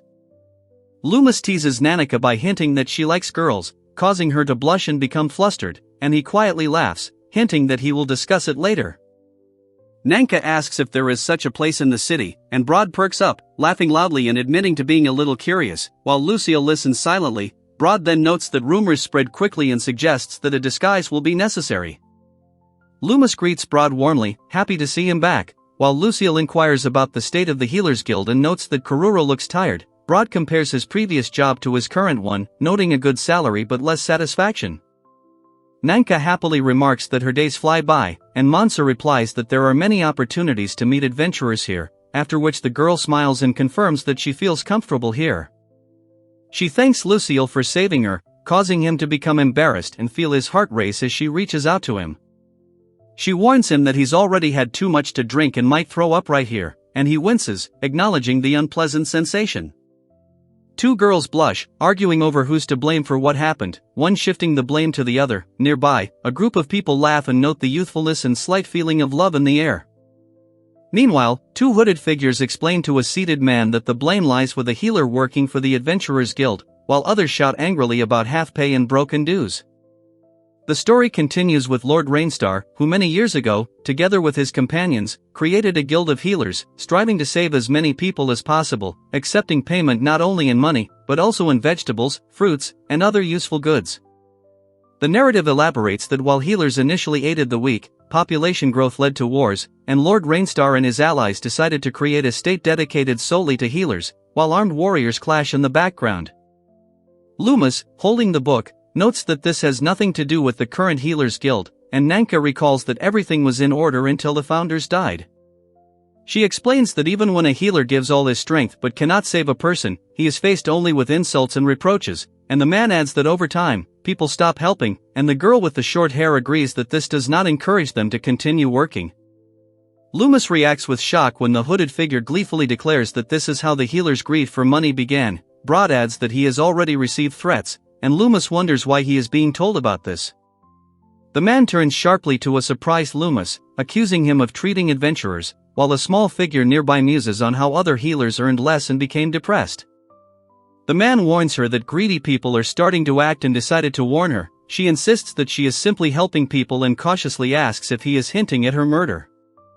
Broad is puzzled as to how they ended up in this situation, and Lucille advises him to remember that he has more friends than enemies. The woman confirms this, reminding him that the adventurers and their families appreciate his efforts. Loomis assures her that they will provide security whenever she leaves the guild, and she, confused, asks if the assassins really intend to pursue her. The man assures the young man that the members of the White Wolf clan will protect him, and adds that he will also look after him, which makes the young man feel relieved and asks about the source of the information. Broad reminds Loomis that one of the conditions was to heal the wounded townspeople, and Loomis nervously asks if he actually did that, remembering how everyone was expecting him to do a cheap mass healing. Loomis tells the story of the owner of the city's largest clinic, while Broad and Nanka listen. Afterward, Nanka asks if he knows who is threatening him with death.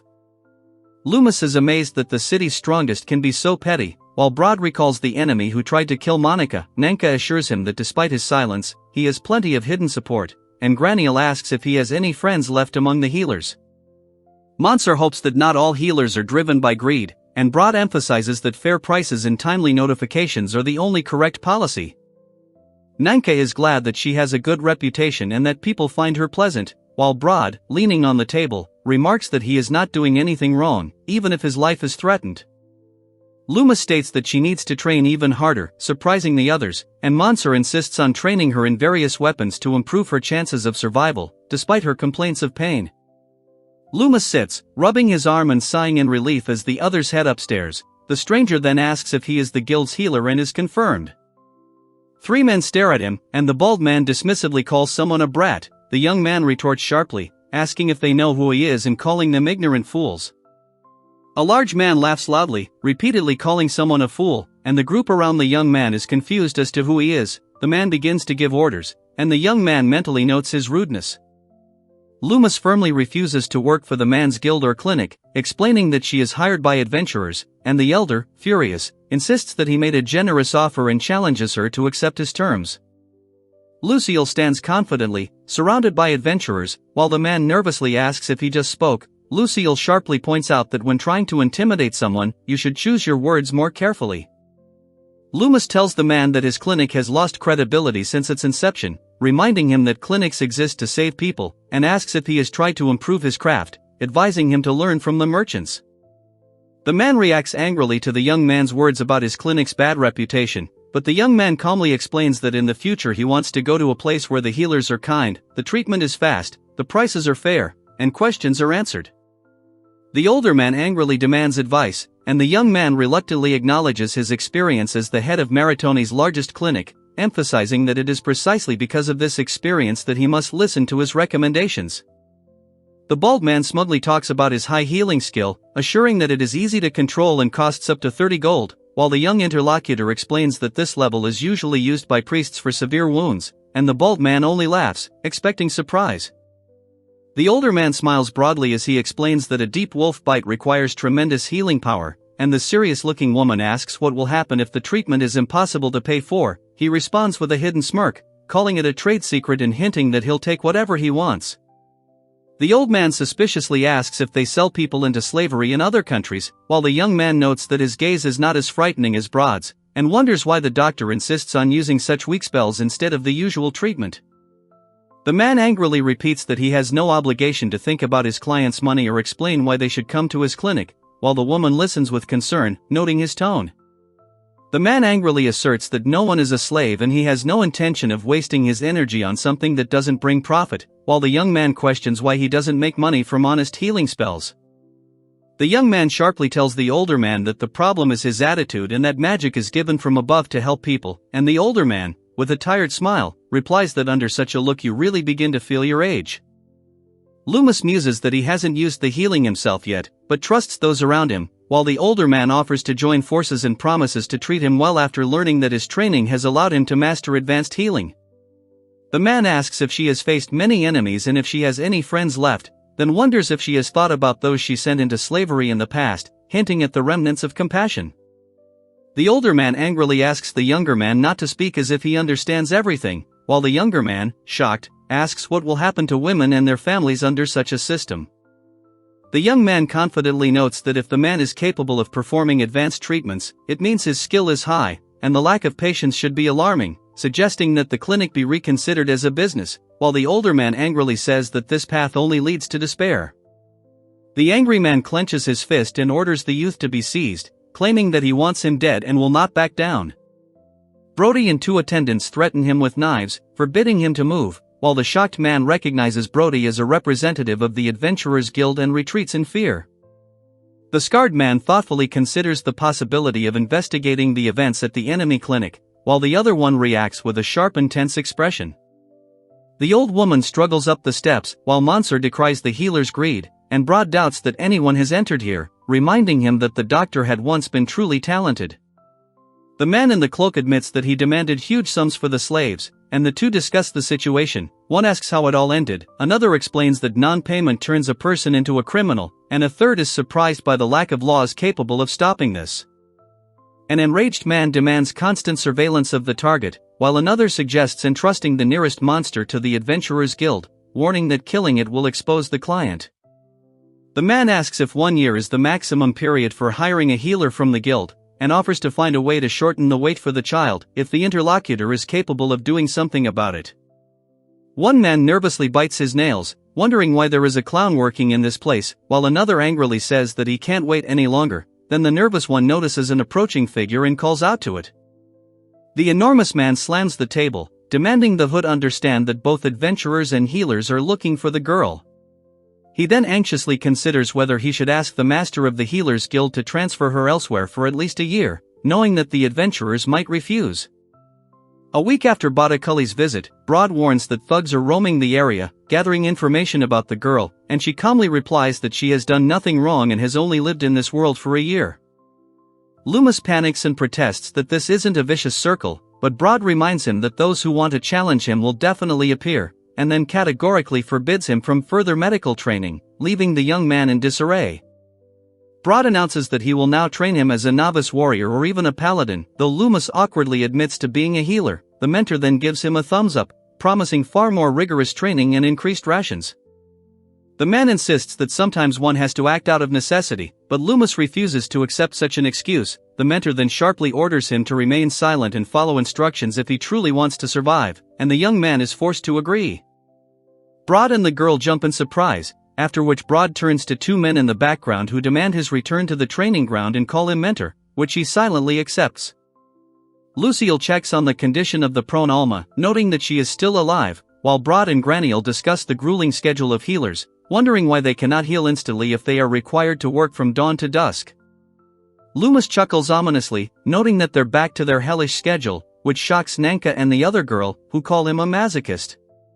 However, Brod insists he won't allow the healer to be disgraced and demands that they step up their training. Loomis falls to the ground, and Brod demands that he rise, claiming that the training is far from over. The young man rises heavily, striving to deliver at least one successful blow under the observation of his 2 companions. The blonde boy moves like a lifeless zombie, causing the girl to scream in horror. The other 2 mockingly compare him to the undead, and the third tries to calm him down, although he is perplexed by how he received such a nickname. Brod and 2 assistants approach Lucille and Monsieur, promising to return for them later and joking that they do not want to turn into zombies from overwork, while Loomis angrily denies the accusations of masochism, although they invite them to train together. Monsieur notes that many more people are training now, and Lucille attributes this to his own example, which has inspired those around him and increased the survival rate of newcomers. Monsieur is surprised when Lucille, with a slight smile, declines to respond to yet another taunt. Brod asks Lucille if she can create barrier support spells, and after receiving confirmation, asks her to activate the protection on him, after which a dense shell of attack forms around his body. Brod checks to see if he's taken any serious damage from his own blow, and Monsieur lies on the ground, catching his breath and acknowledging the effort he put in. Monsieur, out of breath, explains that he had planned to move gradually, but, realizing the barrier would keep him alive, he changed his approach. Then Brod reminds him of the surprise attacks and asks if he had time to prepare a defense in advance. Brod claims that the previous sessions were more of a warm-up and caused little harm, but from this day on the real preparation begins, where pain will become part of the method. Brod demands that Lucille raise her shield, which surprises her, and she clarifies whether they really intend to move on to the serious phase, but the mentor replies that this is far from the limit. The man notes the young warrior's improved physical condition over the past year and asks why he is apologizing, while the young man, holding his sword and shield, assures him of the absence of bad habits and emphasizes that he compensates for his lack of talent with perseverance. The man recognizes his potential and officially declares him his student, and the young man reacts with surprise, hearing the firm confirmation of his mentor, which leaves no room for doubt. Loomis is stunned when he is forbidden to look at her stat window, and Broad emphasizes that he has a good reason and a strong personal motivation for such a ban. Loomis listens to the scarred man, who warns that striving to reach certain numbers does not unlock true strength, and no matter how much one's stats increase, decapitation means death. Loomis reiterates that even now, if the sword reaches his neck, he will die, and notes that the obsession with statistics destroys people when real danger arises. Loomis listens attentively to the instructions of the strong man, who demands that she prepare a barrier in advance, take into account the opponent's movements, and then defend and block attacks, and she intently confirms her readiness to follow his instructions. Lucille muses that this is exactly what they've been doing before, but notes the need for more speed and strength, and Broad agrees and suggests using a little trick to improve efficiency. Loomis believes that if she can endure the current workload, her future life will become calmer, while Broad explains that after mastering the technique, she will have to fight while mentally observing the battle from above, which she immediately perceives as a master level. The young man calmly remarks to the older man that in a situation like this, all he can do is trust his mentor completely, and the older man, leaning on his palm, plunges into deep thought. The man confidently declares his readiness not to retreat and to try to strike, while the determined girl understands that little has changed in a year and intends to warn about the start of the fight in advance. Rizzo, nervously, promises to make an effort not to run away, but the bearded man warns him against overconfidence, and Rizzo acknowledges the lack of security in the world, preparing for the test with all seriousness. Nanka, suffering from pain in his arm, listens to Broad's promise to heal him this time, and is surprised to see how the wounds begin to glow and heal, confirming the true power of magic. Monsor breathes a sigh of relief as he feels the damage completely heal, then clarifies the extent of the restoration and notes that his understanding of the value of magic has noticeably increased. Broad suggests continuing their training, and Lucille and Nanka practice sword strikes, and the girl is surprised to realize that she has been able to heal enough to return to combat practice. In a world where the week is 6 days long, the hero describes a routine. The day of fire is used for training with a sword and shield, the day of light and air is for hand-to-hand styles, the day of water is for the spear, the day of earth is for archery, and the day of darkness is for mastering magic. The man nervously relays a report on the healer's activities, emphasizing his high hourly rate, which creates the impression in those around him that other healing mages are greedy, after which he irritably confirms this thought. The enraged man calls his opponent a hypocrite, stamping his foot and claiming that heaven has blessed him with a prosperous life, and therefore he does not wish harm on anyone, although he soon begins to breathe heavily from internal irritation. The elderly man chuckles quietly as he writes a letter to the guildmaster, complaining about a young girl who is hindering his business with low prices, and assuring him that he is not exaggerating what is happening. The bald man confidently announces that he will pay and provide the grimoire to anyone who resists, demanding that the person be sent away, while a close-up of the sealed package is shown. An elderly man orders a hooded servant to deliver an item to the healer's guild, then muses on the possibility of improving his reputation through a risky plan, while the servant silently resolves to endure the year-long trial. Lucille clenches his fist in determination, and Botticelli, outwardly calm, goes through a year accepting his actions with feigned indifference, unaware of the serious consequences of his own decision. Broad stands confidently with a wooden sword, while Lucille, stunned and wounded, tries to understand why he strikes her despite her defense. The mentor dismissively mentions her pride, achieved after 6 months of mastering the attacks. A man with spiky hair threatens to continue his harsh blows for another hour, while another character, kneeling, apologizes. Broad asks Monsor what she will do if Botticelli's men show up again, and she responds with confusion as he calmly takes a sip from his mug and she remains on her knees. Broad and his companion stand at the doorway, and Broad notices that the young man cannot stand a haircut, while the latter, busy washing dishes, notes their early arrival. Broad grumbles about Botticelli forgetting everything again, while the other points out that they've only been training for 6 months. Lucille dismisses all thoughts other than training, and the man ends up kindly offering him food. A hand offers a familiar drink, and a remark is made about the immutability of each day, which no one wants to disturb, then the man acknowledges the boy's noticeable physical progress as he watches him eat. Brod notes that with such a method, from the first day he would have accidentally dislocated Lucille's entire body, and Lucille only responds with a request to stop frightening him with such thoughts. Brod reasons that most people are afraid of bladed weapons, while Loomis, calmly chewing, notes the lack of combat training of most healers and doubts that anyone would even recognize her as a healer in the city. The Scarbearer explains that despite his recent cuts, he will survive thanks to anticipating attacks and a few techniques, while the blonde criticizes her mentor's sadistic methods, calling him a masochistic zombie.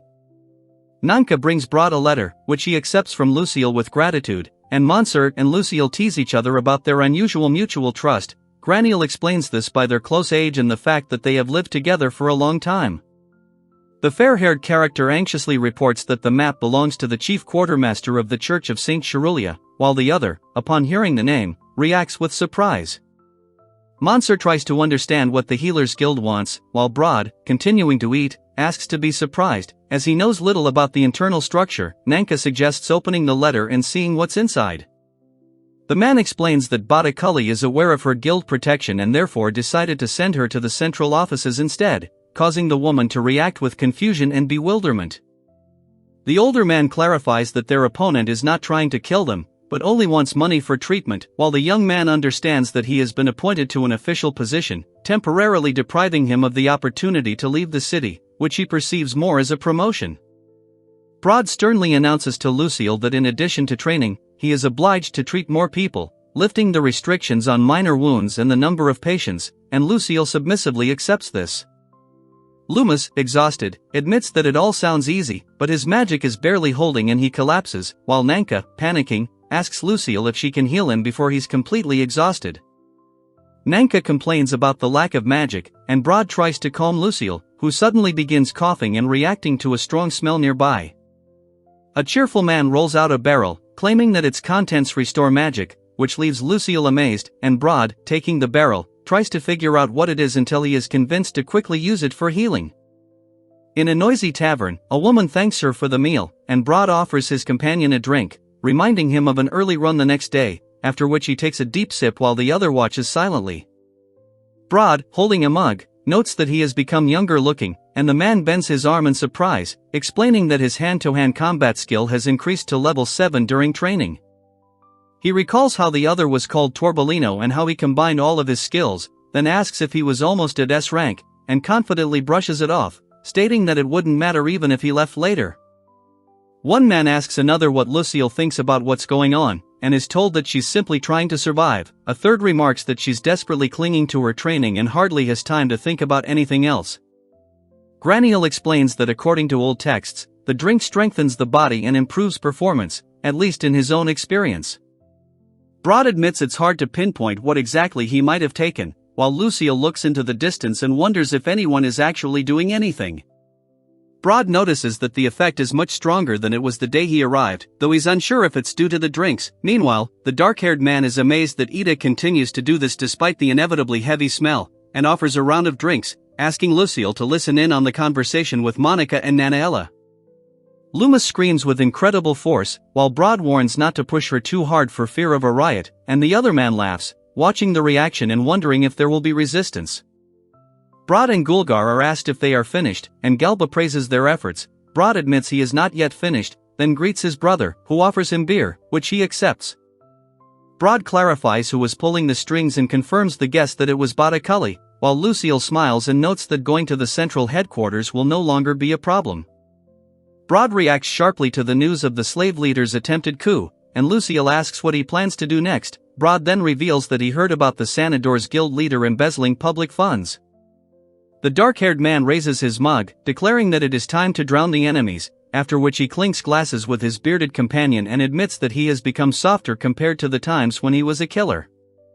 Brod doubts that half a year is enough to train the youth, but the other insists that he cannot ignore such a person, and the small figure to the side represents his first-level combat, suggesting that he could reach E-class or even C-class.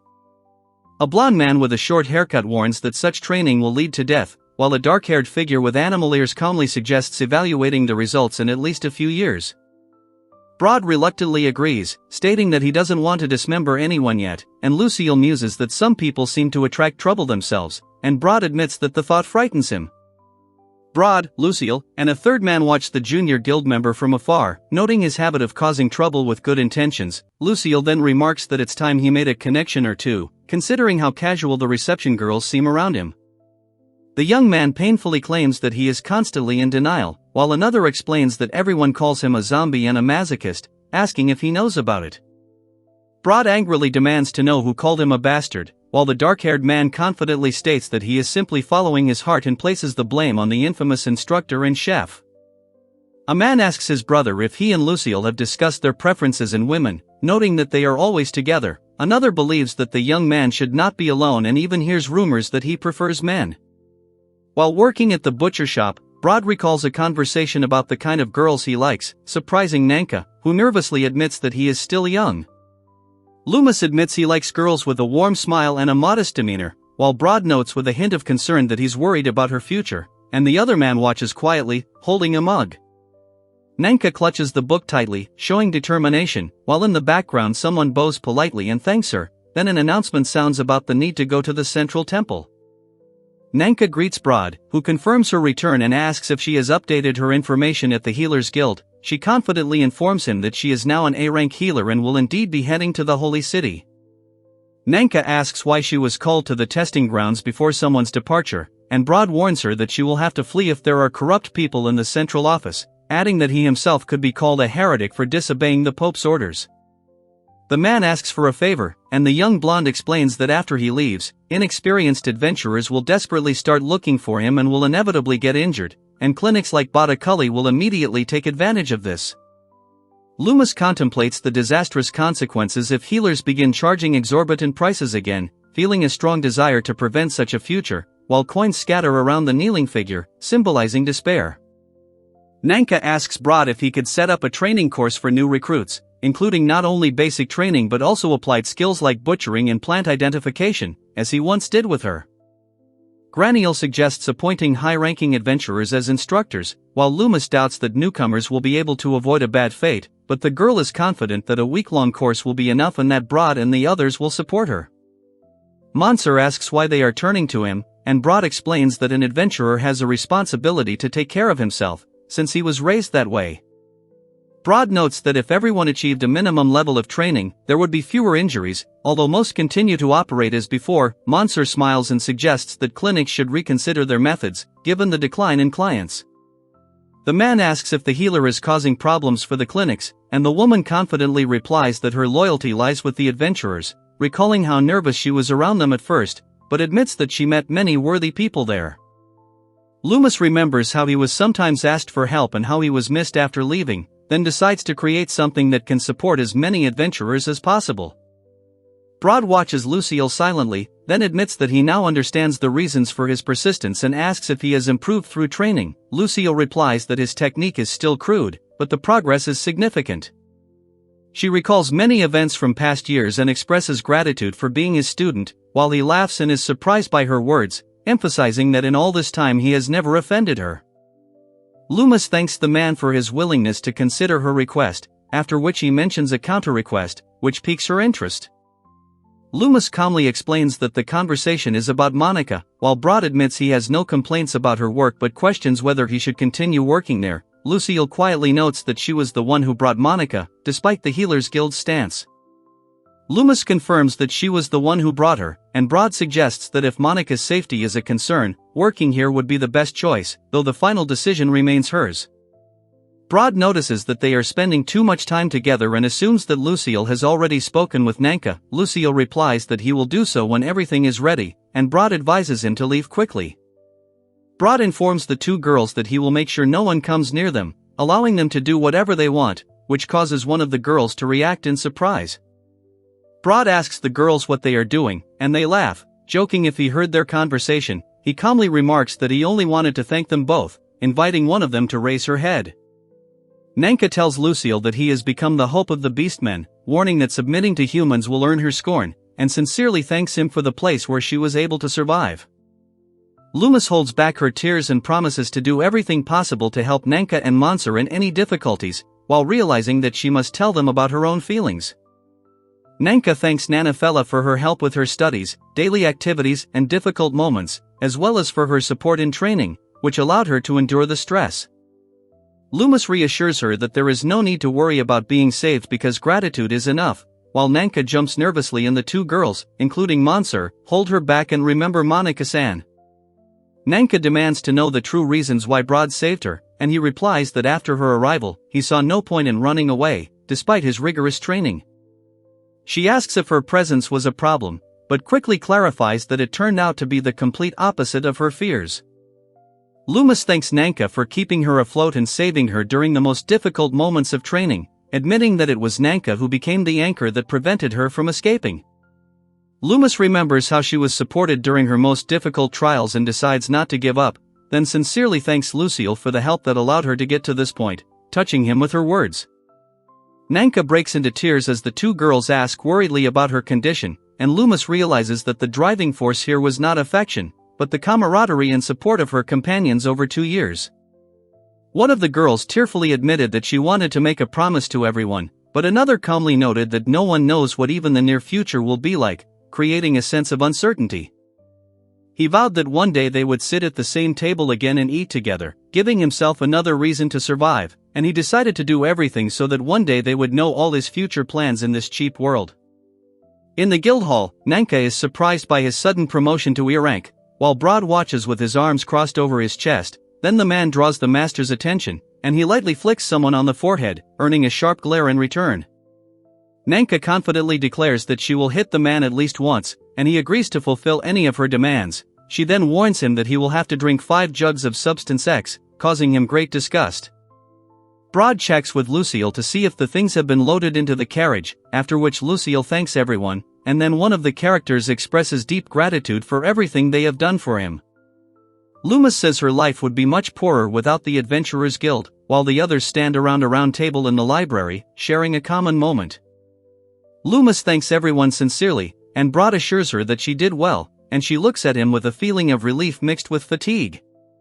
Loomis thanks him for saving many adventurers and preserving families, then hands the gift to the stern man, who accepts it awkwardly, admitting that he doesn't handle emotional moments well. They then show a leather bag filled with coins, explaining that it is a magical bag capable of holding up to 10 conventional units of content. Broad stands confidently with a small smile, saying it's their way of saying thank you, while Lucille and Nanka behind the counter smile warmly, sharing a casual moment. Loomis bursts into tears as those around her plead with her not to cry and remind her that she must return to the guild one day, bringing with her stories and memories. Lucille wipes away his tears, realizing he can't cry forever, and walks alone down the cobbled street while the others sob softly. Later, a guard asks his name and says he heard the details of what happened, and Lucille admits he now feels lonely without his usual support. Broad, Monsert and Loomis are sitting together, 2 of whom say they were waiting, and the third asks why he was so late, turning to the blonde man who was visible from the entrance. After leaving Maritani, they decide to stop at towns along the way and discuss whether to take the longer route to avoid monsters. Despite the extra days, then one of them immediately chooses the longer route. On the 5th day of the journey, Nanka marvels at the size of the city, while Broad and Monsert quietly watch. Then Nanka excitedly announces that the holy city is already visible ahead. Monsert confirms that the orders came directly from the Pope, and Nanka insists on accompanying the others to the central offices, contrasting herself with the rough men nearby. Loomis agrees to show the way with a kind smile, while Broad becomes wary, asking whether they are really talking about the sacred city of Shurul in the Shurul Republic. Loomis tells Broad to remain silent about the strange name Shurul, and Lucille tensely reminds him that such mentions are considered taboo, then anxiously wonders if it has anything to do with Lord Rainstar. Nanka suggests heading to the central offices, while Broad warns that careless words will only bring problems, promising to be more careful, after which Nanka reluctantly agrees. Monsert asks if they want to visit the Adventurers Guild first, and Lucille admits he's barely holding on from fatigue. Monsert assures them that the mission has been completed perfectly and they can submit their report, while Graniel, with a smirk, tries to discern Lucille's intentions, who gloomily requests an escort, fearing further chaos from the adventurers. Broad is surprised, and Lucille explains that Master Broad is a very unusual instructor. Then Monsert asks if he has been to the Holy City Guild, to which he answers in the affirmative. Loomis and Nanka examine the building. Noticing its monotony, Loomis insists on a different route, while Nanka considers whether to speak to reception, and Loomis goes inside, trying to find out if the foreman is still there. Nanka greets everyone and asks for their orders, while Broad wonders if the teacher really does come to the cafeteria. Mansur, introducing himself as Bazan and the leader of the White Wolf Line, explains the purpose of their visit.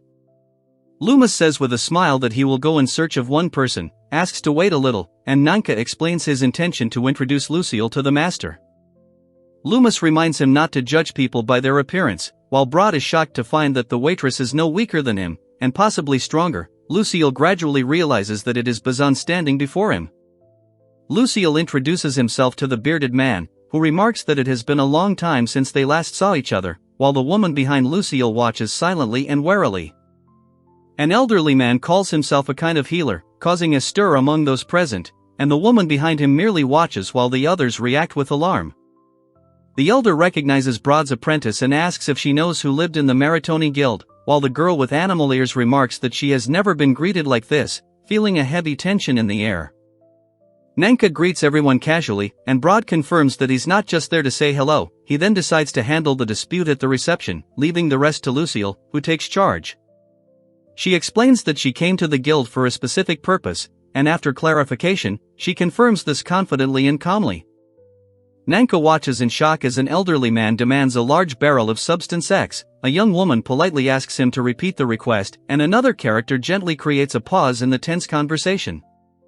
The bearded man warns the fair-haired man that he must drink the substance himself, emphasizing that he does not give it to those who cannot withstand it, and the fair-haired man accepts this with understanding. Loomis takes a sip of the thick drink as the others wince in disgust, calling him a monster and asking if he is the masochistic healer he is, and he calmly notes that he hears every word they say. The bearded man refuses to give a silver coin, explaining that he only has one, while the young man asks if there is storage space and eventually demands a full keg, receiving thanks for the drink. The monster hesitantly places the barrel down, then happily agrees to pay 3 more in advance, causing obvious surprise among the 3 armored warriors standing nearby.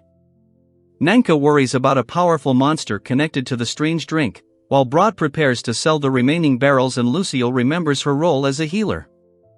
The man with the bandana clarifies whether healing really costs a silver coin per spell, and the white-haired man considers joining the Maritoni Guild due to the good treatment he received there.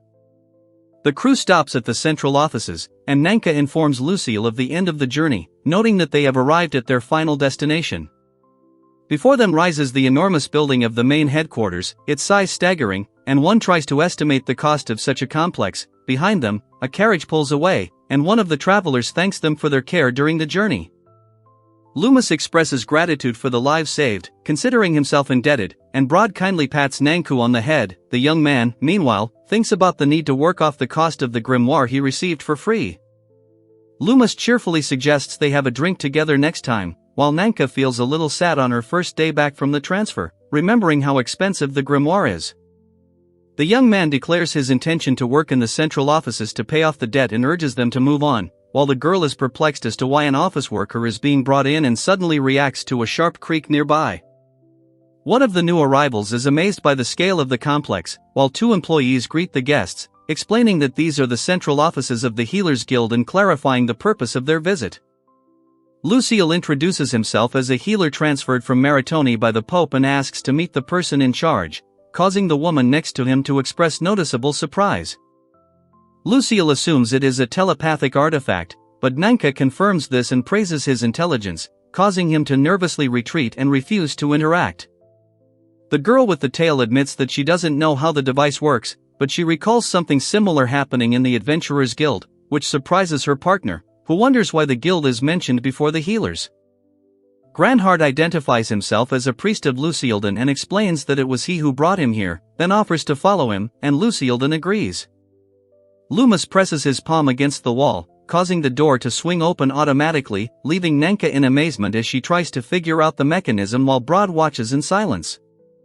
Lucille watches the magical elevator activate, and Broad explains that it is powered by magical energy, while Lucille admits that he has never seen anything like it and begins to understand how it works. Mansur notes that such a system prevents intrusion and simultaneously limits the exit to the outside, and when asked about other entrances, he answers that there are no alternative routes. Lucille and Nanka walk down a spacious, high-ceilinged corridor. Nanka encourages him to work harder to get back to Maritoni sooner, but suddenly notices Brod approaching, which surprises her. Nanka recognizes the man as a member of the Maritoni Healers Guild, and Brod looks puzzled, while Loomis receives a greeting from someone out of sight. Mansur instantly recognizes Loomis as the former head of the Maritoni Guild, and a man standing nearby is shocked, believing that he has once again encountered the mysterious magical monster, likely the creation of the Master of Monstrous Luck. Nanka suddenly loses her balance and falls in front of Brod, causing him to worry, while Lucy greets Lucille and inquires about the reason for his visit to the Central Zone, reminding him of the help he received in Teratoni. Loomis notes the extraordinary purity of her magical aura, which he remembered unmistakably, while she thoughtfully tries to understand the very concept of a magical aura. Loomis is delighted to realize he's remembered, and Brod suggests he possesses a special gift of feeling. Nanka invites him to visit her in her room later, and Loomis confirms he will. Granhard apologizes for the delay, but the man assures her that it is not a problem since she is the captain of the Valkyrie Paladins, while Lucille looks on in bewilderment, and someone promises to wait for him in their room later. The room is filled with medieval torture devices, a spiked chair, metal shackles on a table, and a massive wooden structure that opens with a demonstrative gesture as a dramatic display. Brod warns that this is only a shortcut, while Nanka indifferently calls the room a warehouse, but then enthusiastically reveals that before them is the storeroom of a real torture chamber. Loomis is surprised to receive a letter from Maritoni headquarters, after which he suggests getting to the point, and Brod, sitting at the table, reports that Loomis' work as a healer is negatively affecting others, citing the contents of the letter. Graniel realizes that Granhart's job is to find the truth and senses an opportunity, while Mansur, swallowing a lump in his throat, begins to understand the meaning of what is happening. Brod admits that what is stated in the letter is partially true, and Lucille recalls a similar atmosphere from the past, when similar tension always arose before a promotion at his work. The man asks if what he did can be considered a crime, while the girl explains that she became a healer 2 years ago and has been treating adventurers in exchange for martial arts training ever since.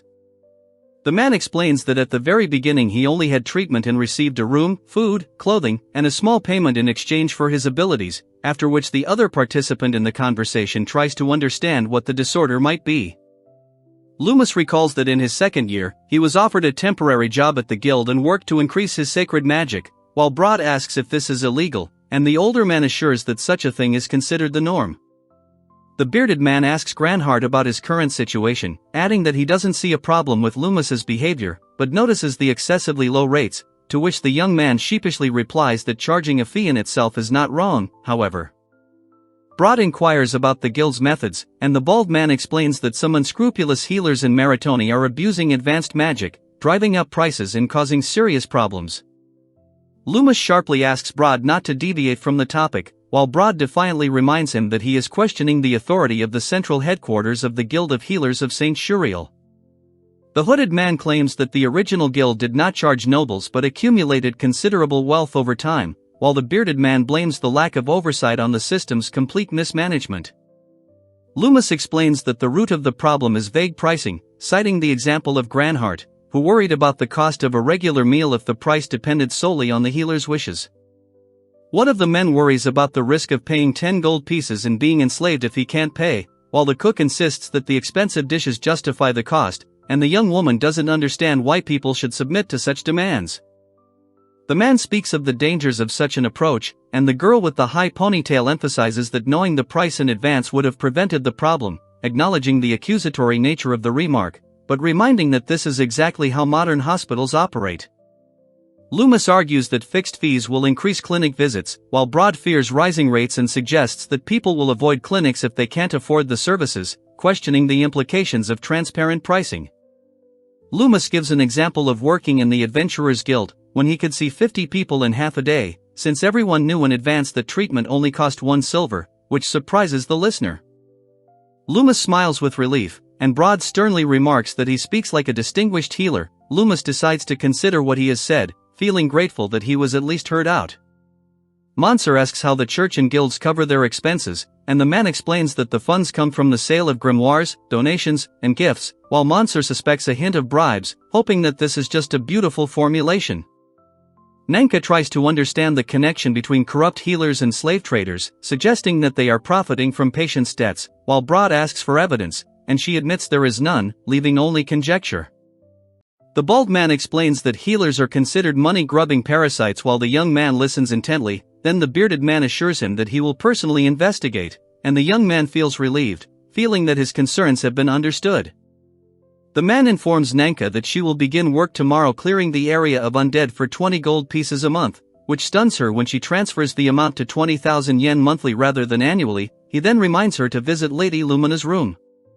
Broad tells Lucille to come to his room after talking with Lumina, after which Lucille nervously approaches Lumina's door, introduces himself, and is invited in. Nanka looks at the seemingly ordinary room, while Broad asks her to sit down. Then the girl asks if Granhard decorated the adjacent room to his taste, and agrees with this idea. Nanka explains that her work takes her to many different places and that she learned to heal after meeting in Maritoni, while Lucille clarifies whether she was transferred, recalling the official letter of appointment. Nanka asks what task she has been given, and after a light clink of a teacup, Lucille explains that she is to cleanse an area infested with undead. Loomis exhales heavily as Nanka warns him of the mission's risks, and Loomis responds with a worried look at the sound of his name. Nanka explains that beneath the old headquarters building is the Founder's Cemetery, which many years ago became a labyrinth that absorbed human desires, fears, and memories, creating monsters and treasures as magic accumulated. Loomis admits to having studied this theory for 2 years, much to Nanka's surprise, who thought him ignorant. Loomis then explains the importance of destroying the creatures to prevent them from escaping, and Nanka thanks him sincerely. She asks what kind of monsters live inside, and he explains that they are skeletons, zombies, ghosts, and other varieties of the undead. Nanka asks if such missions are rewarded, and Lucille doubts his ability to handle them, citing his lack of combat experience, to which he happily notes that he is already well known. Loomis notes that magical stones from defeated creatures can be sold and advanced grimoires can be bought, and the young man is amazed to realize that he can always strengthen himself and increase his levels. Loomis, confused, asks if the masochistic zombie turns into a real zombie after being bitten, while Broad, now a zombie, slowly approaches, and Graniel wonders where Loomis heard that from. Nanka notices a strong smell, and Lucille considers this a relief, since the transformation does not occur, although its own troubles remain. Loomis explains that the smell is so strong that people start vomiting when they get close, and although she's gotten used to it, she still can't stand it. Nanka apologizes but notes that it's late, and Loomis thanks her and hopes for a second chance. Broad leads Lucille down the corridor, explaining the directions as she mentally repeats that she must do a good job, just like after reincarnating in Maritoni, intending to survive in this world. Loomis hands the wrapped food to an elderly woman who asks if he is leaving, and he replies that he is heading to work, and she tells him not to overwork himself.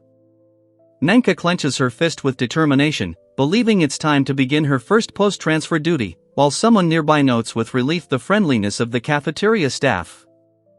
Nanka apologizes for being late, greeting everyone present, and Broad notes that she has finally arrived. Then Lucille assures that everything is fine, and Broad adds that the priestess forgot to tell her the exact time.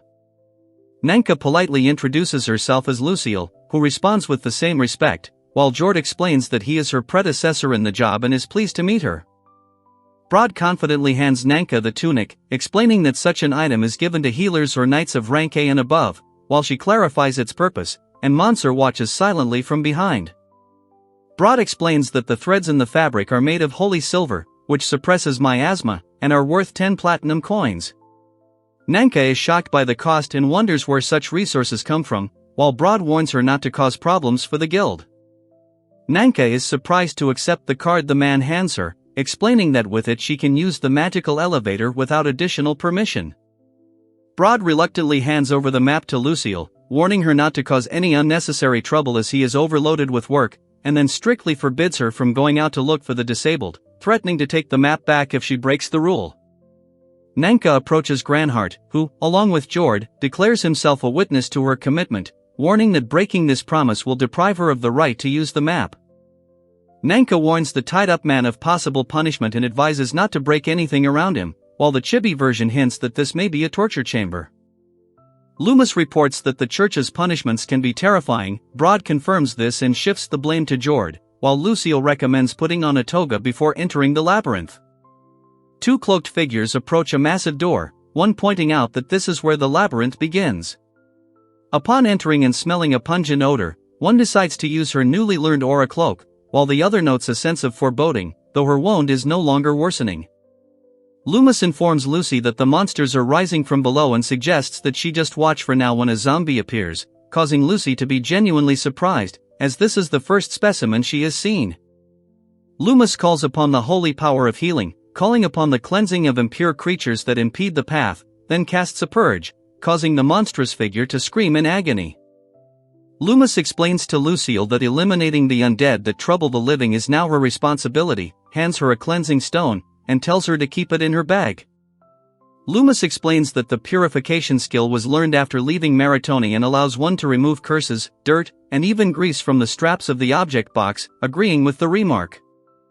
As the figure flees, Nanka assumes he's escaping the scent, and Loomis questions whether it's a spell. Nanka then wishes him luck despite the scent and resolves to act diligently, placing his backpack in his magical pocket.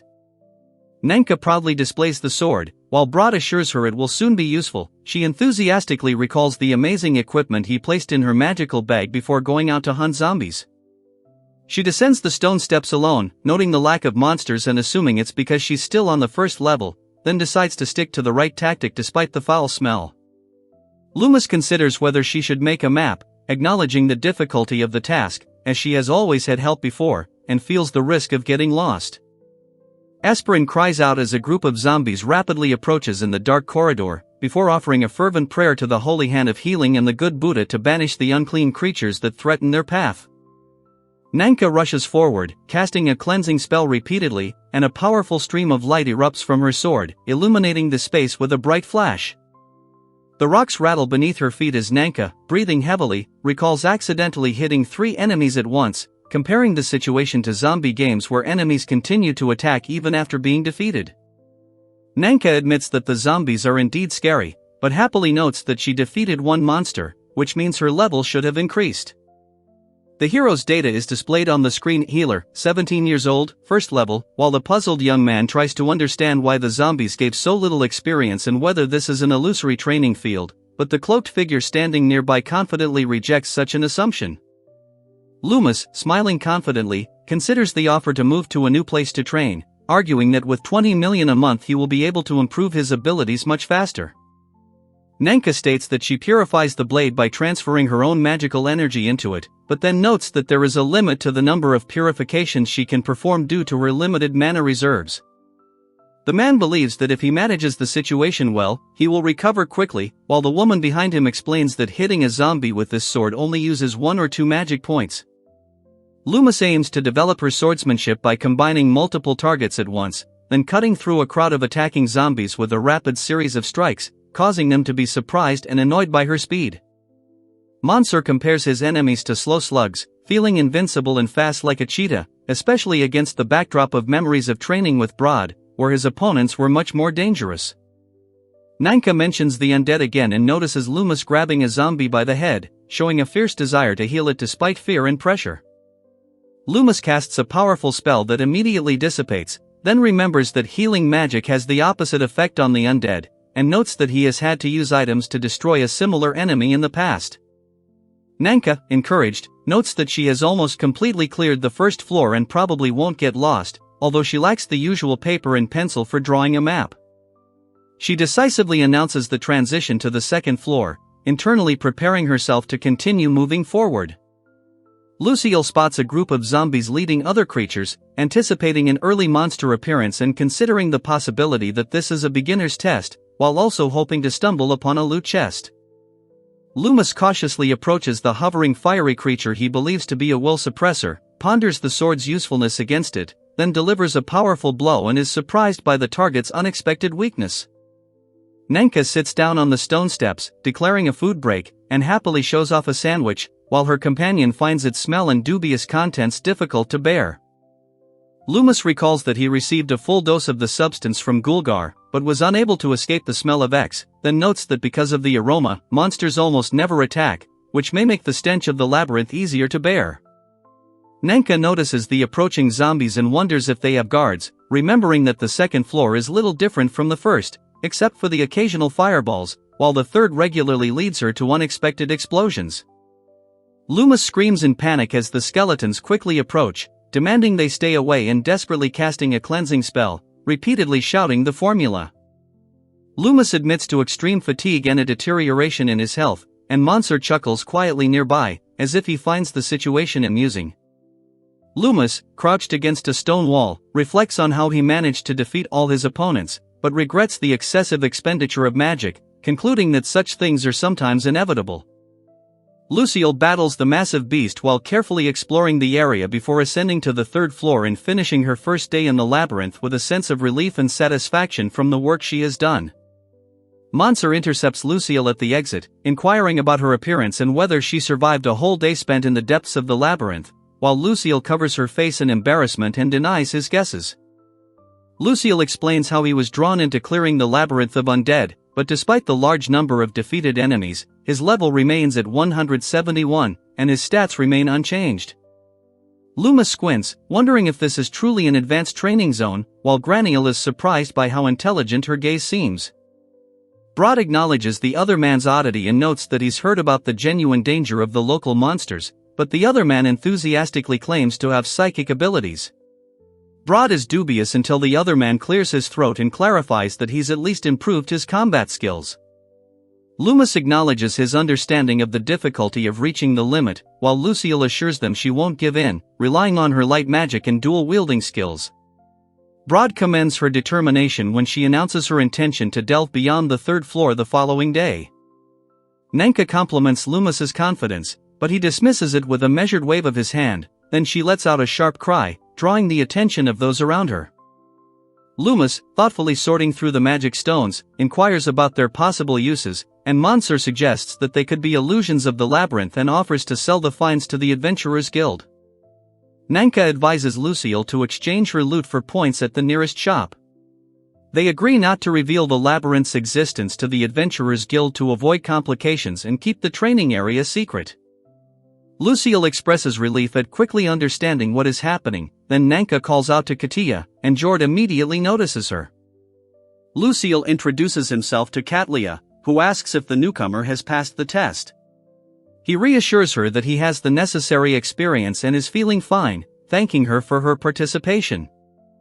Loomis notes a slight inner joy at the praise, and Broad responds with a warm smile, emphasizing the impressive result. She gestures matter-of-factly, asking him to hand over the current day's magic stones, and he instantly understands her intention. The girl explains that the stones can be exchanged for points at the shop, used to purchase sealed grimoires.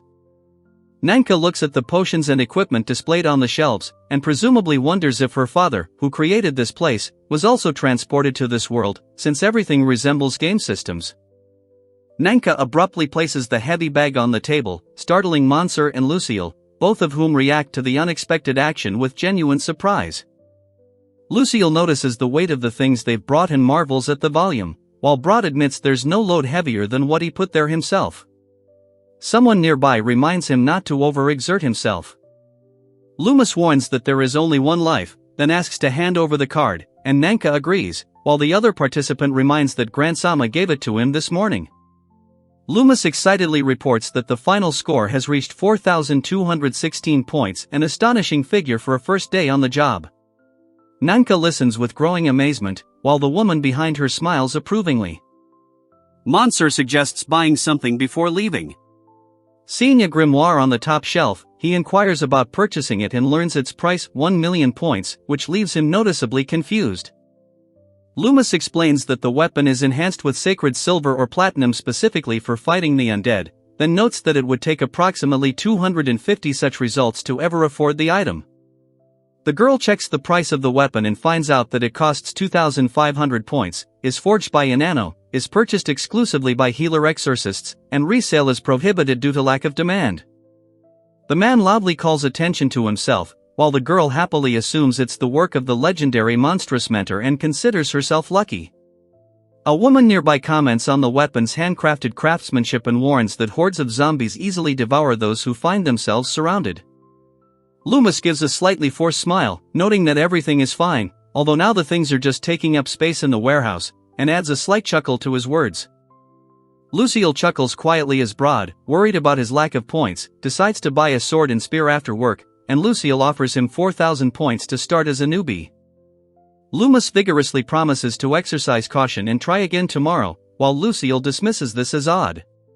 Lucille then inquires about the availability of parchment and ink, and Loomis reports that they are in the storeroom, while Monsieur muses on budgets and expenses.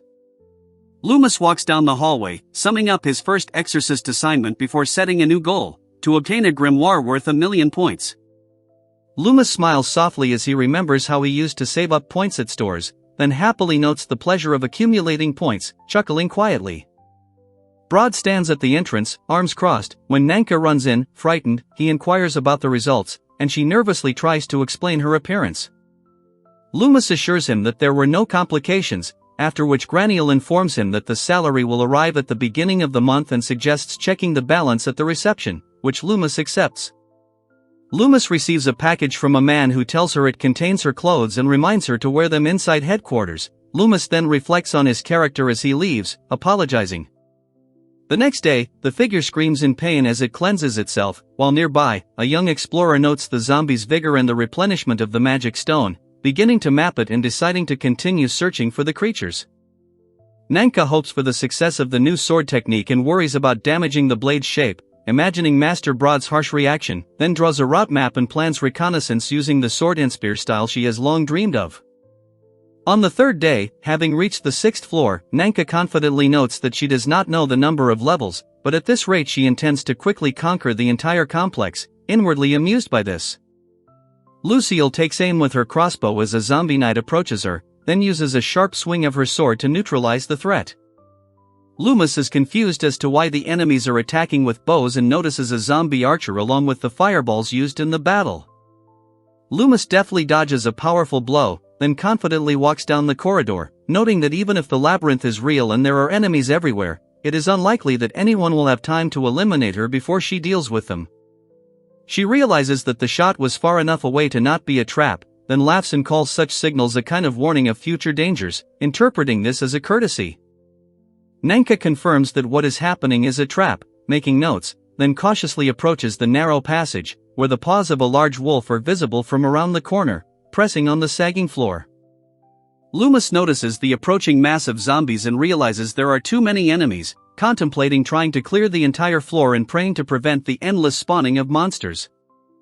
Nanka enthusiastically notes that the cleansing almost feels like a dirty trick. Standing on the rocky patch, she considers today's result a generous buffet of magical stones after instantly eliminating 20 zombies. Loomis carefully studies the situation and assumes that there must be a staircase to the lower level nearby. She is surprised to realize that she may have found herself at the entrance to the boss room. In a noisy dining room, a young man inquires about the contents of the chief's room, while two girls at the next table discuss whether it is true that he is called a chief and are surprised by the amount of food served. Monsieur explains that the area where the strongest monster usually lives is guarded by groups, and Lucille notes with surprise that the attackers actually act in groups. Loomis is amazed and asks if Broad has really gone that deep, while Broad calmly admits that he hadn't gone that far before her arrival and asks not to take too much credit for it. Nanka feels a surge of strength and magic, confidently declaring her readiness for battle, then explains to the seller that she purchased a silver bow and 20 silver arrows for 50,000 points for the upcoming boss fights. Loomis excitedly explains that her bag contains 4 barrels of Substance X delivered from the Adventurers Guild, and admits that she tried to leave them in her room, but the smell spread everywhere, so she plans to get a new bag. The man is irritated and indignant that the healer left the premises without clothes, while the girl recalls how Granhart scolded her for forgetting her cloak. Nanka, bound and whipped, struggles to speak, while Loomis watches with alarm, taking what he sees as part of a ritual instruction. Nanka walks down the stone corridor, worried about returning and wondering about George's long absence, wondering if she will finish everything after defeating the boss. Nanka wonders why so few people come to the labyrinth, then suggests that the place serves as a training area for newcomers, and the strong smell scares off researchers, and concludes that everyone should take Substance X. Loomis smiles smugly, wondering if she's managed to set a record for completing the undead labyrinth, as her name is number 1 on the leaderboard. Broad sighs heavily and is asked to focus on the boss fight, while Lucille chuckles to himself, imagining returning to Mararoni after completing the labyrinth and receiving a hefty cash reward. Loomis approaches the massive door, remembering Jord's warning about group attacks and considering the possible number of opponents, then listens but hears nothing after the door quietly closes behind him. Loomis prepares to begin with a purification, intending to then finish off the enemy with a sword and spear, and watches as the enemy writhes in pain under the influence of the light. Nanka notes that the fight with Mentor Broad was more difficult than expected, and calmly comes to the conclusion that she can handle it alone, preparing herself by plunging her blade into the ground. Loomis hesitates, holding the mug of Compound X and debating whether to drink it, remembering the repellent effect on monsters and guessing it might work on the undead as well. Nanka moves cautiously in the darkness with her sword drawn until a heavy door suddenly swings open, making her jump. Monsur is surprised to notice the complete absence of monsters, and his reaction causes concern in the escort. Loomis finds himself confronted by a horde of undead skeletons and zombies emerging from a gloomy dungeon, with dim, glowing spheres hovering above them. Loomis is stunned by the sudden appearance of a large number of enemies and admits that she did not expect such a simultaneous appearance of enemies.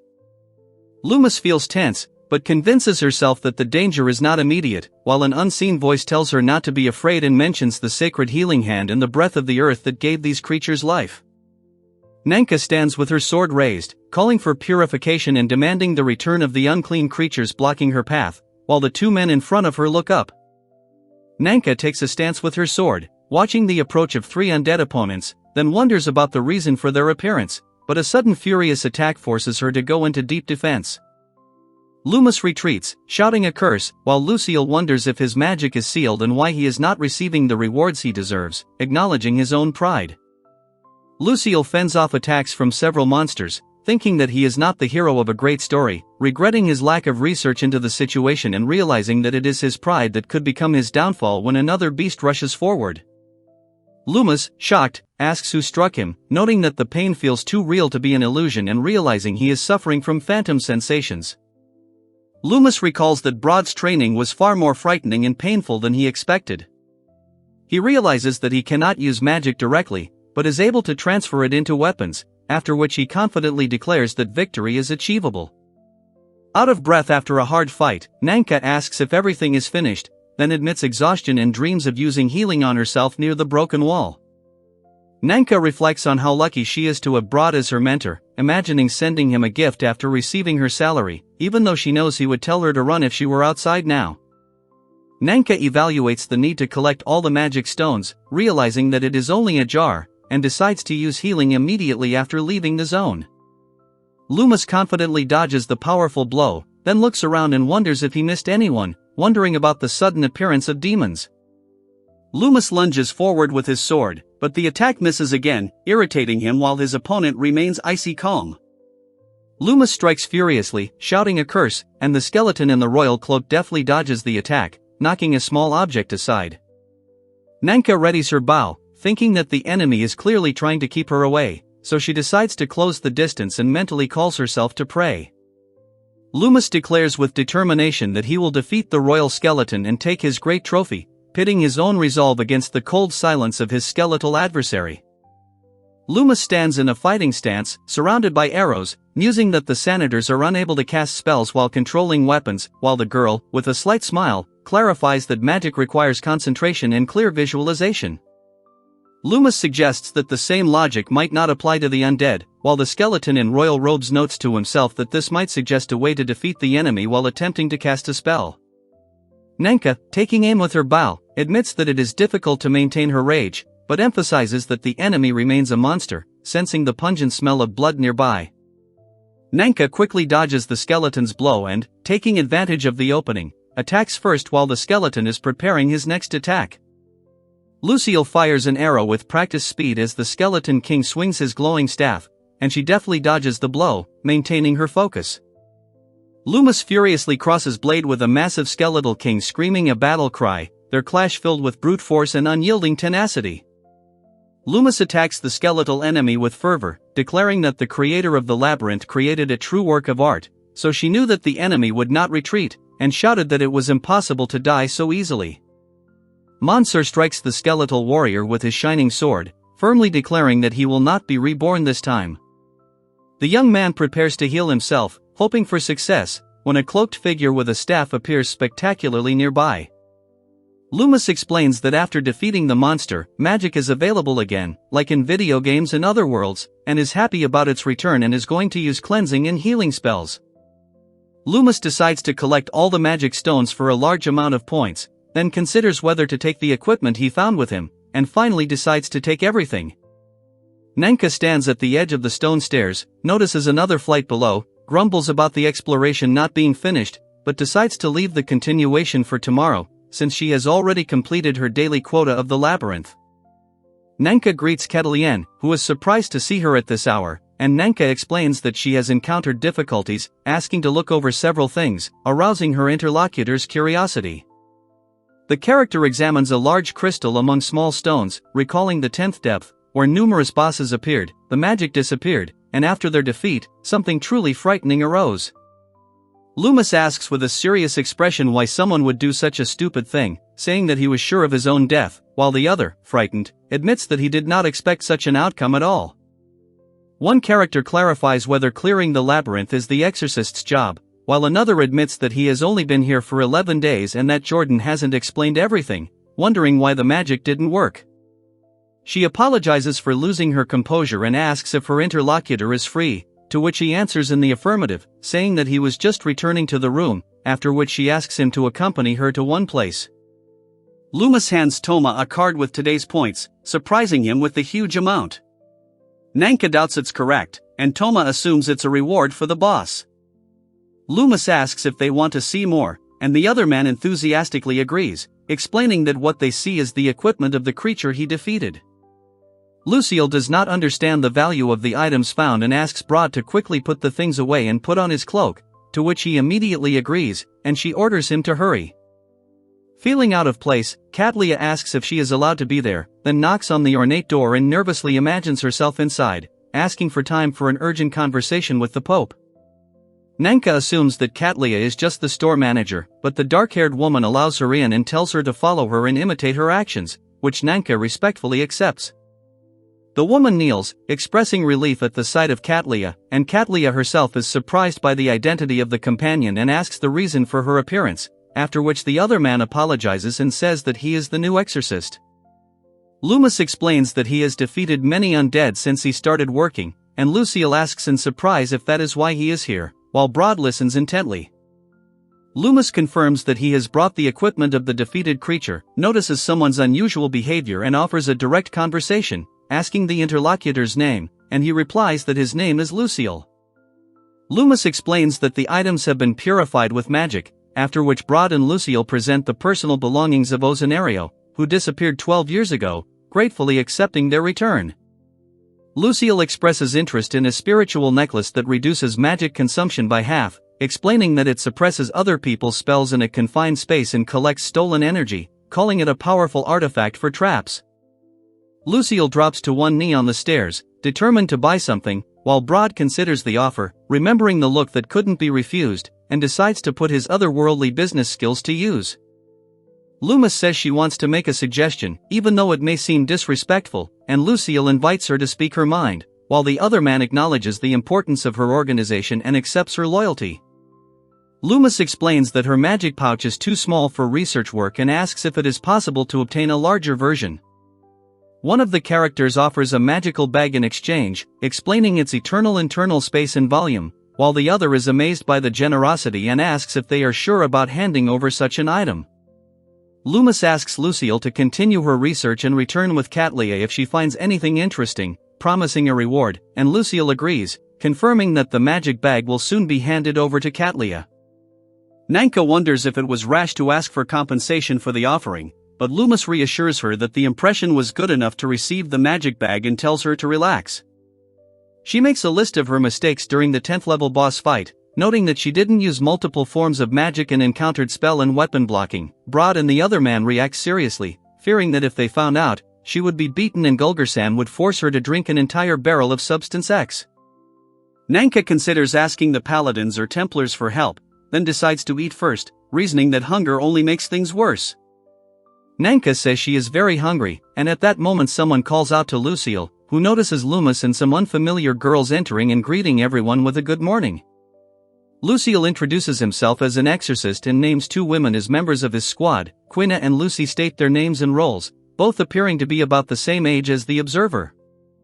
Nanka asks if they're going to breakfast, and upon learning it's after morning training, explains that she was worried about yesterday's fight. Lucille then invites her to join, and she readily agrees, while Broad admires his sensei's diligence and his monstrous luck.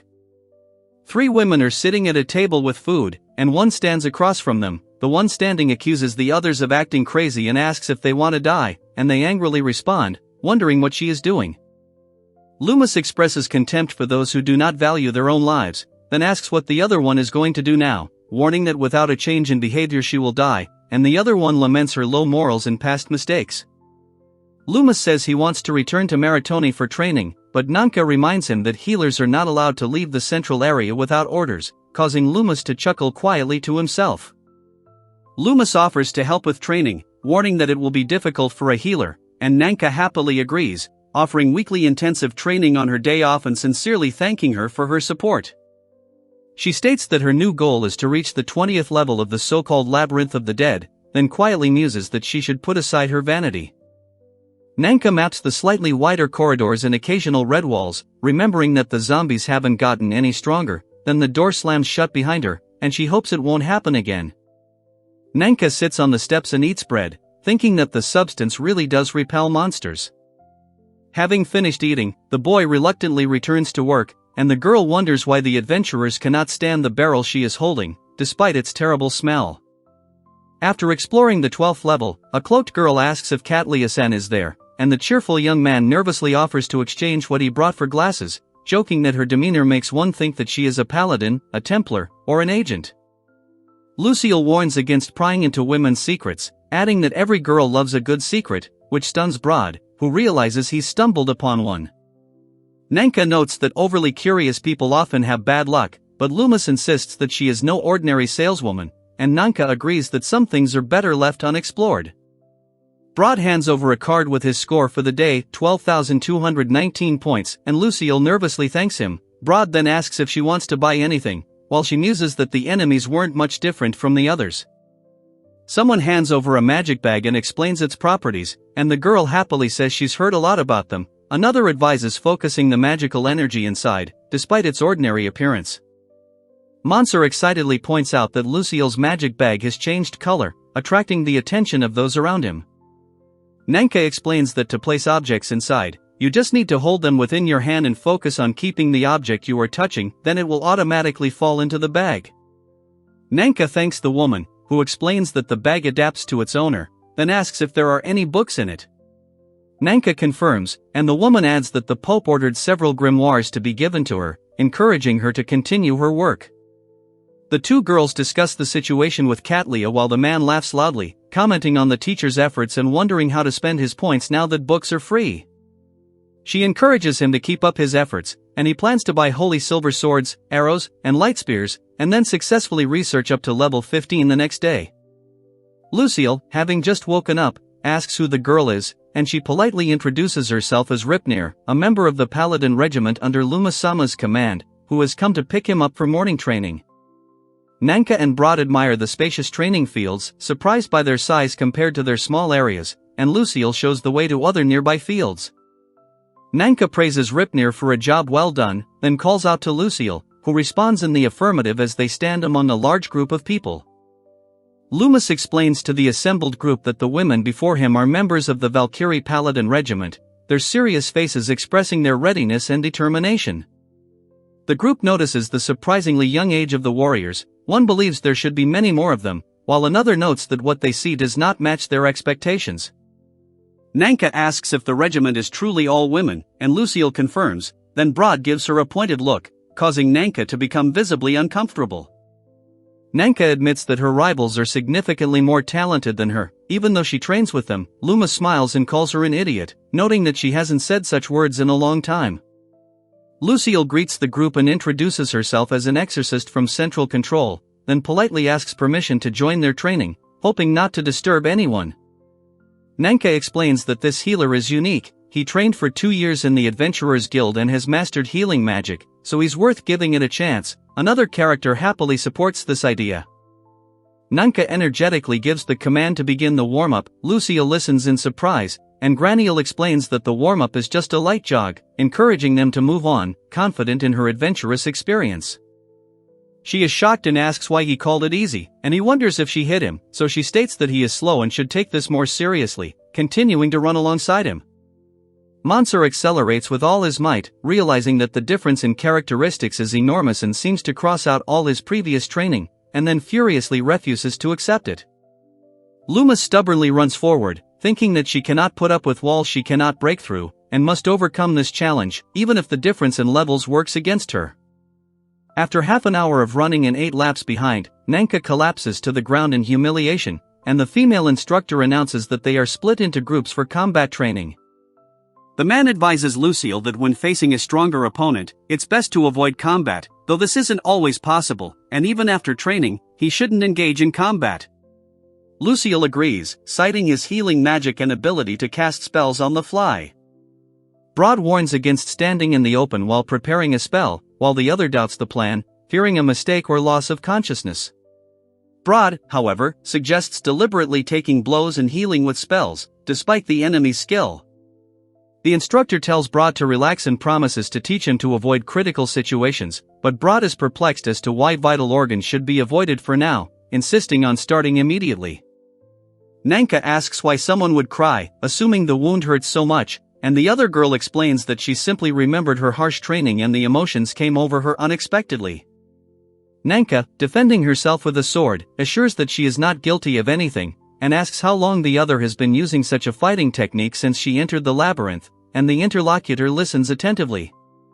The blonde girl confidently asks him to attack her the way they teach him in the Adventurers Guild to show his potential, and the man doubts that she fights without dual sword skills, while the boy timidly admits that he just wanted to try. Nanka attacks swiftly, but Lucille parries the blow with a confident smile, then advises her to better defend herself, recalling Broad's instruction on the sacred healing hand technique.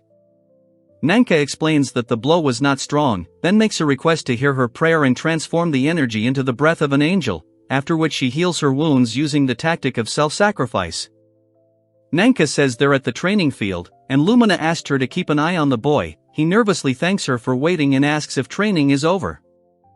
Nanka is surprised that Loomis accepted the healer, and Lucille replies that knocking Loomis out of consciousness was too harsh and was not necessary at all.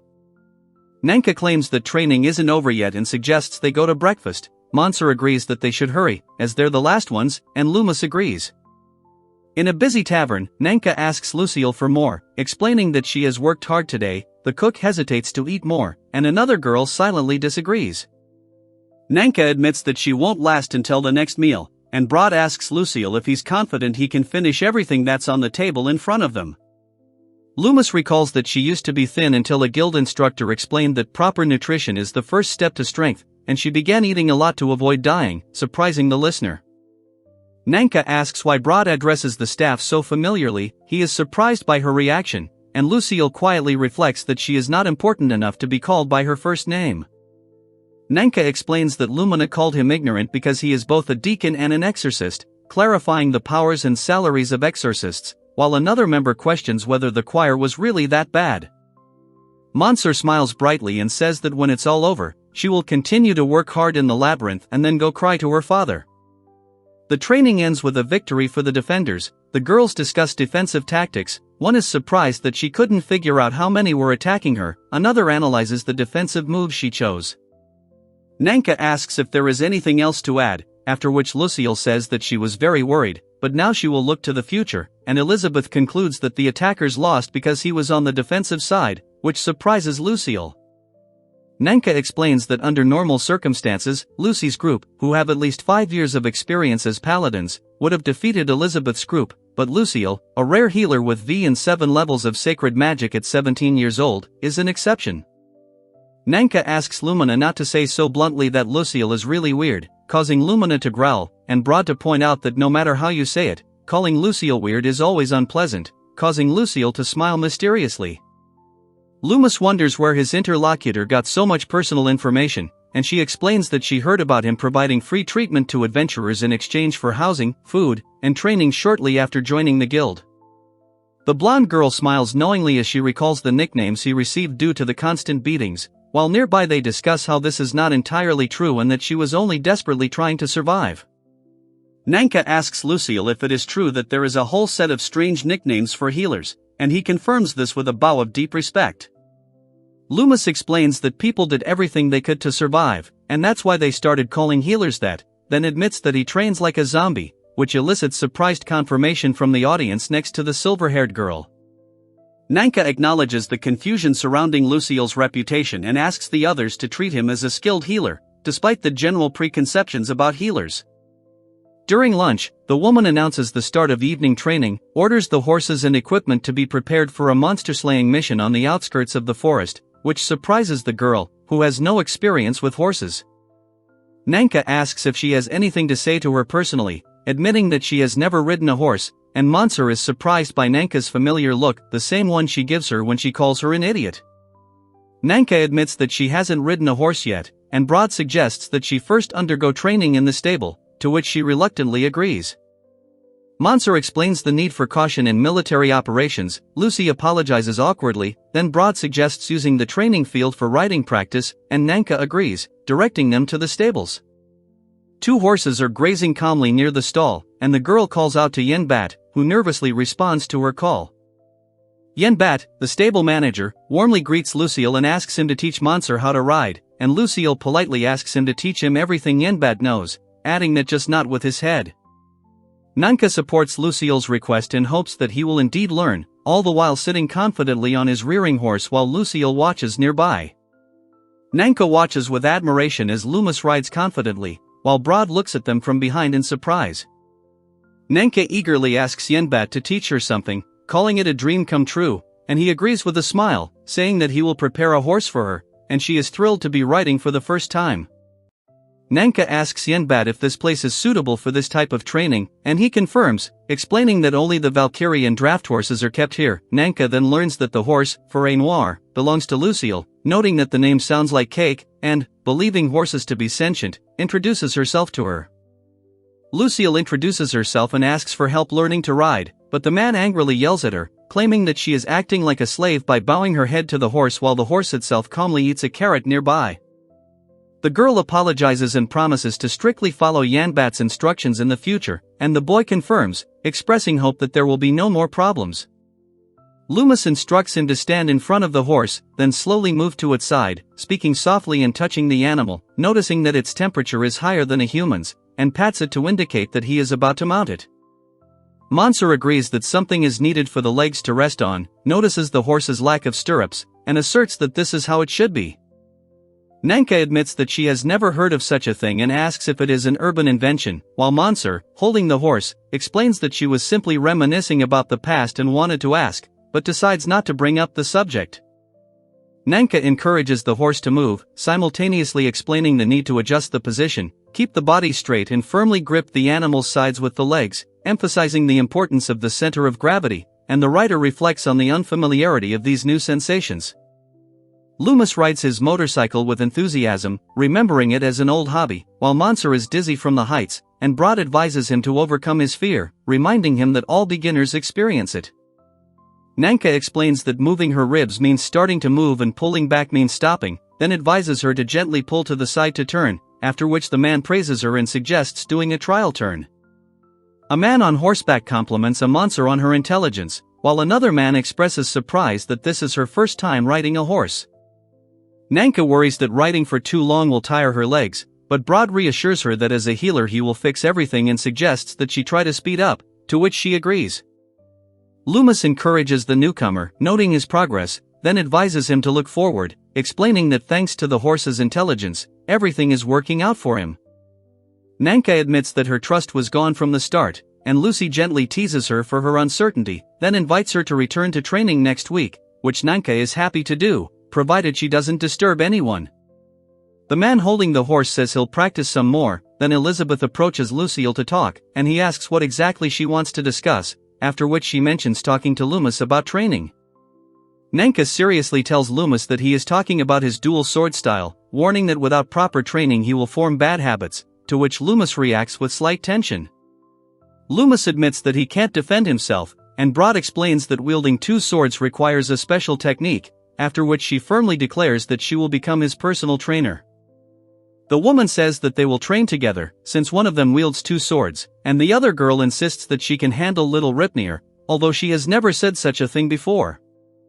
Nanka turns away in embarrassment, after which Loomis angrily demands the debt, emphasizing that he is acting on Luminasama's orders, and Nanka nervously warns that she will charge interest. Nanka reflects on her limited horse riding experience, questions the point of interacting with the Valkyries, and wonders if her progress is normal, but decides she hasn't exhausted all her options yet. Nanka passionately promises to give it her all, despite Broad's advice not to focus on numbers, admitting that she simply needs to train more, but knowing that she would die instantly in a fight with Valkyrie, she pledges to work harder. Nanka stops the zombie at the entrance, stating that she will fight with sword and shield as Broad taught, then swiftly attacks, noting how useful her magical cloak is for defense. Loomis notices that he can now pick up magical stones with a simple touch, then wonders if it would work if he stepped on a stone, and tries it, causing an unexpected reaction. Nanka explains that the magic bag also reacts to her leg, which makes the task much easier since she no longer has to carry it by hand, and politely thanks her for such an artifact. Nanka lists the floors and notes the lack of traps from the 11th to the 15th, then wonders if the traps will start again from the 16th floor as she walks down the dark corridor. She notices a suspicious tile and decides that it is clearly a trap, after which she confidently checks it, being sure that the hard layer and protective barrier will completely withstand the impact. Loomis sees a group of creatures approaching and asks in amazement if they are truly capable of such a thing, listening to heavy footsteps approaching. Loomis casts a purge while blocking, then strikes the zombies with his sword and watches as they disintegrate in one hit. Loomis uses a level 1 cleanse to fight off the undead, explaining that such fights are merely training and do not provide experience, so she continues to explore the labyrinth daily, feeding and enduring unpleasant food. Nanka walks out to the door on the 20th floor, feeling uneasy but determined not to repeat her old mistakes. She assumes that the boss's room is inside and steels herself before entering. They discuss the main room on the 20th floor. One believes that it may have belonged to a guild member who died here many years ago, while the other admits that he has never descended into the labyrinth. She praises the girl as a charming and talented actress, worthy of the Best Actress award in her former world, while she anxiously asks if everything around her is just a game and illusions. Loomis warns Nanka of potential traps and suggests avoiding them, but Nanka insists she is in control, asking if she needs anything else while Graniel watches from the sidelines. The woman explains that such things are not usually used in labyrinths, but advises taking potions to restore strength and mana, adding that having food significantly increases the chances of survival. They discuss the need to buy potions to avoid running out of magic and the importance of fighting without going hungry, calmly agreeing on a plan for the future. 2 days later, Nanka returns to train in the 10th floor room, where the zombies notice that the boss hasn't reappeared, even though the dead haven't risen, meaning she should use this time effectively. During battles, she uses purification and techniques from Instructor Broad, gradually learning to hold her own against multiple enemies without panicking, so as not to repeat the same mistakes. One day, Nanka appears suddenly and greets Lucille, saying that she has come for him. He thanks her for visiting his room despite his headache and tells her to get dressed quickly. Loomis sternly warns Lucille that he will shatter his bones using his double sword technique and hopes that he is ready, building tension before the fight. On the second day of training with the Valkyries, Nanka asks if anyone is irritated, but her interlocutor sharply tells her not to overthink things and move on.